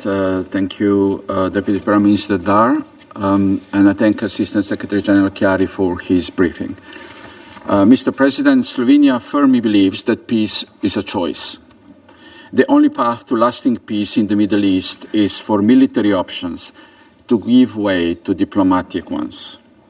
And strategy of zero-sum game and terror are replaced by acceptance of a shared future. Let me make 3 points today. Firstly, we remain heartbroken about the situation in Gaza. We reiterate our call for an immediate ceasefire. We demand the release of all hostages. We call for humanitarian aid to be delivered at scale across the Gaza Strip. The UN and its agencies are the only ones able of this humongous task. They have proven that they can deliver, if not prevent it. The scale of acute food insecurity, including starvation, is intolerable. Over 100 humanitarian organizations are sounding the alarm as mass starvation spreads across Gaza, and their colleagues and those they serve are wasting away. Civilians are not starving. They are being starved by Israel as a weapon of war. We will closely follow the implementation of the EU-Israel deal. We remain cautious as there is no real change on the ground yet. Only significant improvement of humanitarian situation will be the proof of Israel's commitment. Palestinian civilians continue to be killed while waiting for water and aid or seeking shelter, even in schools and religious sites. We resolutely condemn the attack on the Holy Family Church. UN and humanitarian workers continue to work in an unacceptably perilous security environment and under intolerable operational challenges. They continue to be killed with impunity. We hear about investigations of incidents, but we never learn about their results. We condemn the latest attack on WHO facilities and staff and call for release of detained staff members. We are appalled by the continuation of the mass displacement orders. Mr. President, it started with attacks on UNRWA, continued on Secretary General, and now spreading to USG Fletcher and OCHA. What we heard today from Israel is a determination to prevent the UN and its humanitarian arm to help starving civilians in occupied territories. Because, as my colleague from Algeria said, they tell the truth. Because of humanity that they serve and they represent. What I hope Israel heard today from Council members and will hear from great majority of UN member states later on is our determination not to allow dismantlement of the system we jointly built after tragedies of the Second World Wars, and which is representing a face of humanity to millions of civilians across the world. Secondly, we must not let Gaza overshadow the situation in the West Bank. There are unprecedented accounts of killings, demolitions, destruction, displacement, restrictions. Slovenia strongly opposes the revival of the E1 settlement plan and calls on Israel to cease activities that directly contradict the ICJ advisory opinion. Additional restrictions are being considered on UNRWA, an agency critical to the stability of all its areas of operation, also in the West Bank, including East Jerusalem. Maximum pressure is being exerted on the Palestinian Authority. In response to these acts and violations, Slovenia last week adopted further bilateral measures. Thirdly, despite some reasons for optimism, the regional situation remains fragile and the future uncertain. The resumption of Houthis attacks in the Red Sea have potentially dire security, humanitarian, environmental, and commercial consequences in Yemen and beyond. We reiterate our concern over the escalation of violence in Syria and renew our call for the protection of civilians and a full cessation of all violence across the country. We call on Israel to cease its attacks on Syria and adhere to the 1974 disengagement agreement. We welcome the progress seen in Lebanon in the recent months. While challenges persist, the country needs continued support from the international community, including through the renewal of UNIFIL mandate. We underline the need to ensure safety and security and respect the freedom of movement of peacekeepers. Mr. President, a region marked by instability and conflict needs reasons for optimism. It needs the status quo of past decades to be broken. As stressed so many times before, it needs the international law, international humanitarian law, and human rights law to be fully respected. We welcome the convening of the Conference on Two-State Solution next week and reiterate our full support. We call for clear actions and clear commitments. Only through a two-state solution, where two democratic states, Israel and Palestine, accept to live side by side, can the long-lasting peace in the region become a reality. Thank you. Thank you, Mr. Representative of Slovenia. I now give the floor to His Excellency Mr. Peters Secreto, the Minister for Foreign Affairs and Trade of Hungary. You have the floor. Dear Minister, my dear friend, dear Mohammed, first of all, I'd like to express the gratitude on behalf of our government to the government of Pakistan and to you yourself to utilize your presidency in this council to urge all to refocus all the efforts on peaceful settlements of all the disputes which have been going on all around the world. We appreciate it and wish you all the best with the remaining time of your presidency and your presence here in the Security Council. You know, I'm representing a Central European country, and those who live there, we know very well that the security of Central Europe is very closely linked to the security of the Middle East. Therefore, and this is maybe a selfish approach, but we are very much interested in peace, stability and security to return to the Middle East region. We wholeheartedly support the establishment of a ceasefire and a hostage deal in Israel for two reasons. First, such an agreement could give back a very fundamental human right to the people living in the region, namely a safe and secure life without the threat of daily bombardments and the daily rocket attacks. And on the other hand, such an agreement could make it possible that the Hungarian hostage could be released by Hamas finally. We urge for the release of all hostages immediately and unconditionally.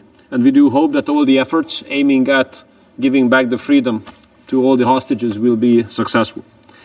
We all know that many attempts have been made in the recent decades to bring back stability and security to the Middle East.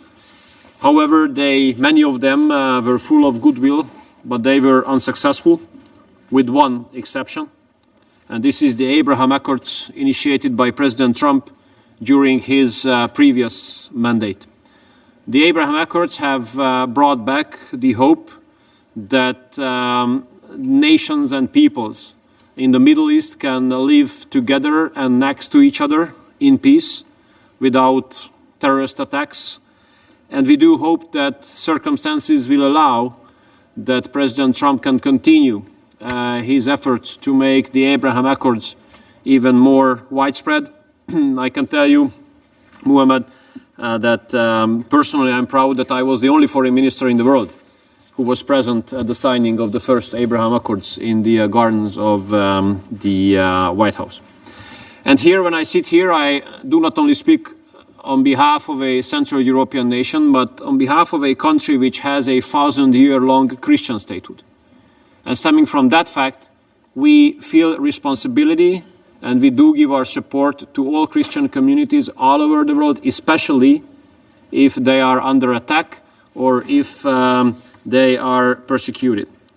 And unfortunately, in many places of the world that happens, including the Middle East, where the Hungarian government has financed 129 projects so far to help Christian communities to the extent of $70 million. We condemn in the strongest possible way the brutal massacres in Syria, aiming at the members of the Christian community without any exception, kids, old people, women, men. This is totally unacceptable, and those terrorist brutal attacks must be investigated thoroughly. We also regret what happened to the Holy Family Church, and here I want to say that we welcome the consultations between Vatican and Israel, which have just taken place. And we do hope that all those negotiations which are aiming at a sustainable food and medical supplies for the Christian community in Gaza will be successful. We try to do ourselves instrumental, taking advantage of my friendly relations to Minister Sar. The Hungarian government has given financial assistance to the Catholic Church to carry out its humanitarian and social programs in Gaza in the most possible successful way. So when it comes to the peaceful resolution of the conflicts in the Middle East, when it comes to giving back the rights for all the people in the Middle East to live their lives without threat of daily bombardments and terrorist attacks, you can count on Hungary. Thank you so much. Thank you, Excellency, for giving statement on behalf of Hungary. Now I would give the floor to His Excellency Mr. Dara O'Brien, Minister for Climate, Energy and the Environment and Minister of Transport of Ireland. Excellency, floor is yours. Thank you, Mr. President, and I thank Pakistan for convening today's meeting, and I also thank ASG Chiari for his briefing. Ireland aligns itself, Mr. President, with the statement of the European Union. It is with profound regret that we meet again as this region continues to experience significant instability, with multiple crises playing out, many of which are interrelated and all of which threaten further escalation, further destruction, and further devastating loss of civilian life. I will first turn to the appalling and deteriorating situation in Gaza. Last week, this Council heard from USG Fletcher, who described a soaring humanitarian crisis in Gaza, where food is running out, and those who seek it risk being killed, where a shattered health system lacks adequate medical equipment and essential medicines, and where the critical civilian infrastructure such as water and sanitation systems are out of reach to those who so desperately need them. Since the beginning of the war, more than 56,000 people are reported killed and over 132,000 injured. We heard the stark illustration by the UNICEF Chief Executive Director Russell last week, who drove home these numbers with the chilling illustration that the equivalent of 28 children, or one entire classroom of children, have lost their lives in Gaza every single day over the past 21 months. Mr. President, we urgently need an end to hostilities. Ireland, in the strongest possible terms, once again condemns the terror attacks by Hamas on Israel on the 7th of October 2023. Ireland, in the strongest possible term, also condemns the unconscionable taking of hostages by Hamas and has repeatedly called for their release. And I repeat that call again today. Ireland urges all parties to support efforts to reach agreement on a new ceasefire and hostage release deal. Humanitarian aid must be allowed into and throughout Gaza at scale. And Ireland calls on Israel, again in the strongest possible terms, to lift immediately the restrictions on the flow of aid and urgently enable the UN and humanitarian NGOs to do the life-saving work safely and effectively in line with humanitarian principles. The IPC Global Hunger Monitor in May reported that the entire population of Gaza is facing high levels of food insecurity, with 500,000 people facing starvation. 2 months have passed without adequate action. The humanitarian situation remains catastrophic. We continue to see mass casualty incidents at distribution centres which are run by private contractors under the new Israeli-approved model of aid delivery. It is horrifying that over 800 Palestinians have been killed while seeking aid. We must be clear. Life-saving aid must never, ever be weaponized. Humanitarian principles must be followed. Hospitals must never be militarized or must never be targeted. Mr. President, Ireland remains extremely concerned about the situation in the West Bank, where Israeli military operations continue. We are seeing unprecedented levels of violence, large-scale displacement of the Palestinian population, and record levels of settlement construction, which is contrary to international law. The scale, speed, and severity of this displacement is unprecedented. We strongly oppose any steps toward territorial or demographic change in the occupied Palestinian territories. Ireland remains convinced that the implementation of the two-state solution is the only way to establish lasting peace and stability and security for both Israel and for Palestine and the wider region. We welcome the reconvening of the high-level conference on the two-state solution in New York next week, which will be co-chaired by France and Saudi Arabia. We hope that the conference will be a decisive moment for the international community to express commitment to preserving the two-state solution. Mr. President, Ireland is deeply concerned about the situation in Syria and the disturbing intercommunal violence and killing of civilians in the southwest of the country. We urge all those involved to uphold the ceasefire. The safety and human rights of all Syrians must be upheld, irrespective of their faith or ethnicity. We continue to be concerned about the overall security situation in the region, and it is imperative that the Lebanese armed forces are supported to provide security across Lebanon, including in the south, and UNIFIL will continue to play an important role in this regard.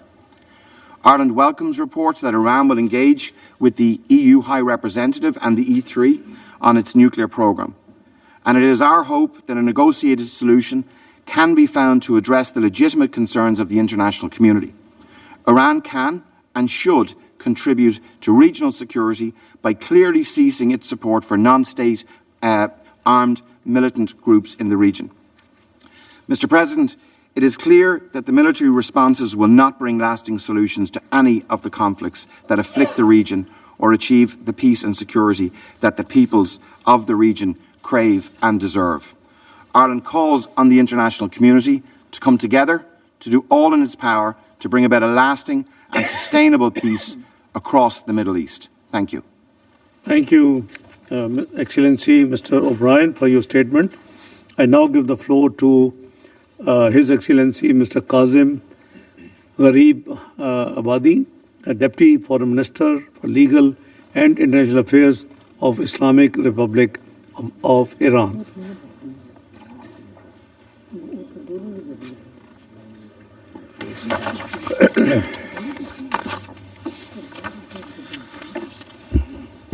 Bismillah ar-Rahman ar-Rahim.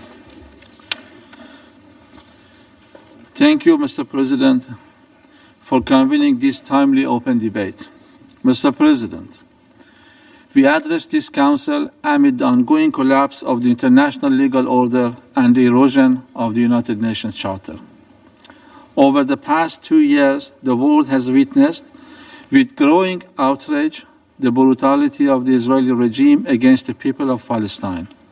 Tens of thousands killed or maimed, hospitals and schools bombed, UN staff and humanitarian workers murdered, millions displaced, and starvation weaponized against an entire population. These atrocities continue unabated and are intensifying daily. Today, the situation has grown even more catastrophic. The Israeli regime has devised a systematic method of killing, deliberately targeting starving civilians as they wait for life-saving aid, This is not just cruelty. It is premeditated mass murder. What is unfolding in Gaza is not a conflict between equals. It is the organized and systematic annihilation of a besieged civilian population by an occupying regime, supported and shielded by the United States of America. This is not merely a crisis. It is the defining humanitarian catastrophe of our time. The scale of suffering, the aggressor's impunity, and the paralysis of the international community expose a complete breakdown of accountability. Since October 2023, over 57,000 Palestinians, mostly women and children, have been killed. Nearly 2 million have been forcibly displaced. Entire Gaza lies in ruins. Hospitals, UN shelters, schools, and essential infrastructure have been deliberately attacked. Starvation is being used as a weapon of war. Mr. President, Gaza remains a powerful symbol of unwavering resistance and a stark testament to enduring injustice. This truth is embodied in the extraordinary resilience of its people amid 22 months of relentless atrocities committed by the Israeli terrorist regime. Throughout this period, Israel and its criminal apparatus have employed every conceivable tool of repression, including the grotesque weaponization of thirst and hunger against a defenseless civilian population. Yet, as always, they have failed to break the iron veil of the Palestinian people. The intentional targeting of starving civilians, those lining up for bread, water, or humanitarian relief, is a flagrant war crime and a crime against humanity. The international community and Western states, especially the self-proclaimed champions of human rights in the West, cannot wash their hands of complicity. They must be held accountable for their silence, for their support, and for the blood of over 1,000 civilians massacred at so-called aid distribution centers, which have been turned into death traps by the US and Israel. Western states have also failed their obligations under Common Article 1 of the Geneva Conventions and the Genocide Convention. Their continuous support has enabled the atrocities and blocked this Council from fulfilling its mandate. Meanwhile, the situation in the occupied West Bank continues to deteriorate. Israel's expansion of illegal settlements, settler violence, and institutionalized apartheid policies violate Article 49 of the Fourth Geneva Convention and Security Council Resolution 2334, and are part of a broader strategy of permanent occupation and ethnic cleansing. Mr. President, the threat posed by the Israeli regime goes far beyond Gaza and Palestine. As I detailed in my statement yesterday before this chamber, Israel, in full cooperation and complicity with the United States, has carried out a series of unprovoked and unlawful military attacks against the Islamic Republic of Iran, targeting both nuclear and civilian and vital infrastructure. These attacks resulted in civilian casualties and struck facilities under IAEA safeguards. They constitute a clear and grave violation of Article 2, Paragraph 4 of the United Nations Charter and customary international law. Wider member states have widely condemned these acts of aggression as a grave threat to regional and international peace and security. At the same time, Israel continues to flagrantly violate the sovereignty and territorial integrity of the Syrian Arab Republic by occupying Syrian territory and pursuing illegal annexation and settlement expansion, openly defying the United Nations Charter and relevant Security Council resolutions. This regime also persists in violating the ceasefire agreement with Lebanon, with near-daily breaches of Lebanese airspace, indiscriminate attacks, and the ongoing occupation of 5 border positions, all in direct violation of Resolution 1701. Moreover, the Israeli regime has carried out acts of aggression against the sovereignty and territorial integrity of Yemen, targeting civilian infrastructure and further deepening the country's already dire humanitarian crisis. Mr. President, in light of these grave violations by the Israeli regime, which pose a clear and growing threat to regional and international peace and security, we call on the Council to take urgent and decisive action. First, demand an immediate, unconditional, and permanent ceasefire in Gaza and all occupied Palestinian territories. 2. Ensure unimpeded humanitarian access, the safe return of displaced persons, and the release of all arbitrarily detained Palestinians. 3. Reject all schemes of forced displacement, buffer zones, or third country resettlement. 4. Support full United Nations membership for the State of Palestine and reaffirm the Palestinian people's right to self-determination with Al-Quds al-Sharif as its capital. 5. Enforce Israel's withdrawal from all occupied territories. 6. Condemn and hold Israel fully accountable for its acts of aggression and atrocities against the nations of the region, committed in flagrant violation of the United Nations Charter and fundamental principles of international law.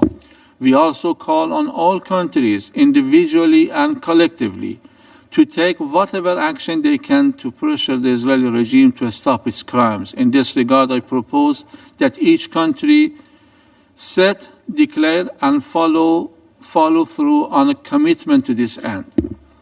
Mr. President, the Security Council must not remain silent in the face of genocide and aggression. The protection of civilians and the maintenance of peace and legal and moral imperatives, not political options. Failure to act will not only betray the Palestinian people, it will permanently damage this Council's credibility and the future of the international legal order. Mr. President, today, the representative of the United States made a desperate attempt in this Council to distort reality and justify her country's act of aggression against Iran's peaceful nuclear facilities, portraying it as legitimate and misrepresenting Iran's nuclear program as a threat to international peace and security. But the facts are clear and they speak for themselves. Yesterday in this Council, I elaborated on the root causes of the current situation. The United States attack on Iran's peaceful nuclear facilities was a blatant violation of the United Nations Charter, International Law Resolution 2231, and IAEA resolutions. It also dealt a serious blow to the global non-proliferation regime. Furthermore, the United States, alongside the Israeli regime, is currently the main source of instability and insecurity in the region and a major threat to international peace and security. The U.S. representative is therefore in no moral, political, or legal position to lecture or blame Iran. I thank you, Mr. President. Thank you, Excellency Mr. Kazim Gharib Awadi, for your statement. I now give the floor to Mr. Anisuzzaman Chaudhry, Special Assistant to Chief Advisor of Bangladesh. Mr. Anisuzzaman Chaudhry from Bangladesh.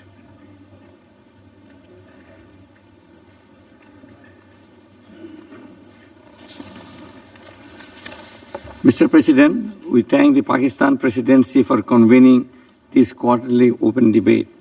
Bangladesh is deeply concerned at the escalation of violence and the immense suffering of innocent civilians in Gaza. Since the beginning of this mindless massacre, more than 58,000 Palestinians have been killed, mostly women and children. Israel has been using forced starvation and displacement to continue ethnic cleansing of the Palestinian people by design. Much of the territory now lies devastated with complete destruction of infrastructure to sustain life. We strongly condemn this genocidal killing and settler violence in the occupied West Bank, defying the repeated appeals by the international community. We also strongly oppose Israel's plan to drive the starved and thirsty Gazans to the so-called humanitarian city, who is the former Prime Minister of Israel, Mr. Ehud Olmert, condemned as nothing but a concentration camp. We also call for strengthening UNRWA to ensure unimpeded delivery of humanitarian aid to Gaza. The international community must implement the order of the ICJ to take all necessary measures to prevent genocide in Gaza. Mr. President, Bangladesh will continue its advocacy for establishing an independent, viable, and sovereign state of Palestine based on the pre-1967 borders with East Jerusalem as its capital. We firmly believe that this is the only sustainable solution to the crisis in the Middle East. We also urge the Security Council to take immediate actions to recommend the admission of Palestine as a full member of the United Nations. Mr. President, we endorse the Global Alliance for the Implementation of the Two-State Solution. We remain steadfast and unequivocal in our call on the global community to work towards a two-state solution of the Palestinian issue based on international law, ICJ's advisory opinion, United Nations resolutions, and the Palestinians' aspiration for peace, dignity, and justice. To this end, we condemn Israeli Parliament's decision to oppose the creation of an independent State of Palestine. We also welcome the convening of the high-level international conference next week under the co-chairmanship of Saudi Arabia and France, aiming to accelerate the process of implementing the two-state solution. Mr. President, Bangladesh strongly believes that the sovereignty and territorial integrity of any state is inviolable. We reiterate our condemnation of the recent unprovoked bombings in Syria, Iran, and Lebanon. Israel must also end its illegal occupation in Syria and Lebanon. Bangladesh reiterates its long-standing position in favor of peaceful resolution of conflicts through dialogue and diplomacy. In conclusion, Mr. President, Bangladesh calls upon the United Nations and the international community to engage proactively in efforts to de-escalate the tension and promote peace and stability in the Middle East. We once again, in this Council, urge all to stop all forms of armed hostilities and violent repressions against the Palestinian people and the other nations. Otherwise, the future generation will never forgive us. Let us reaffirm our commitment to peace and say never again to violence, war, and genocide. I thank you all. Thank you, Excellency Mr. Chaudhary, for the statement. There are still a number of speakers remaining on my list for this meeting. I intend, with the concurrence of members of the Council, to suspend the meeting until 3 p.m. The meeting stands suspended.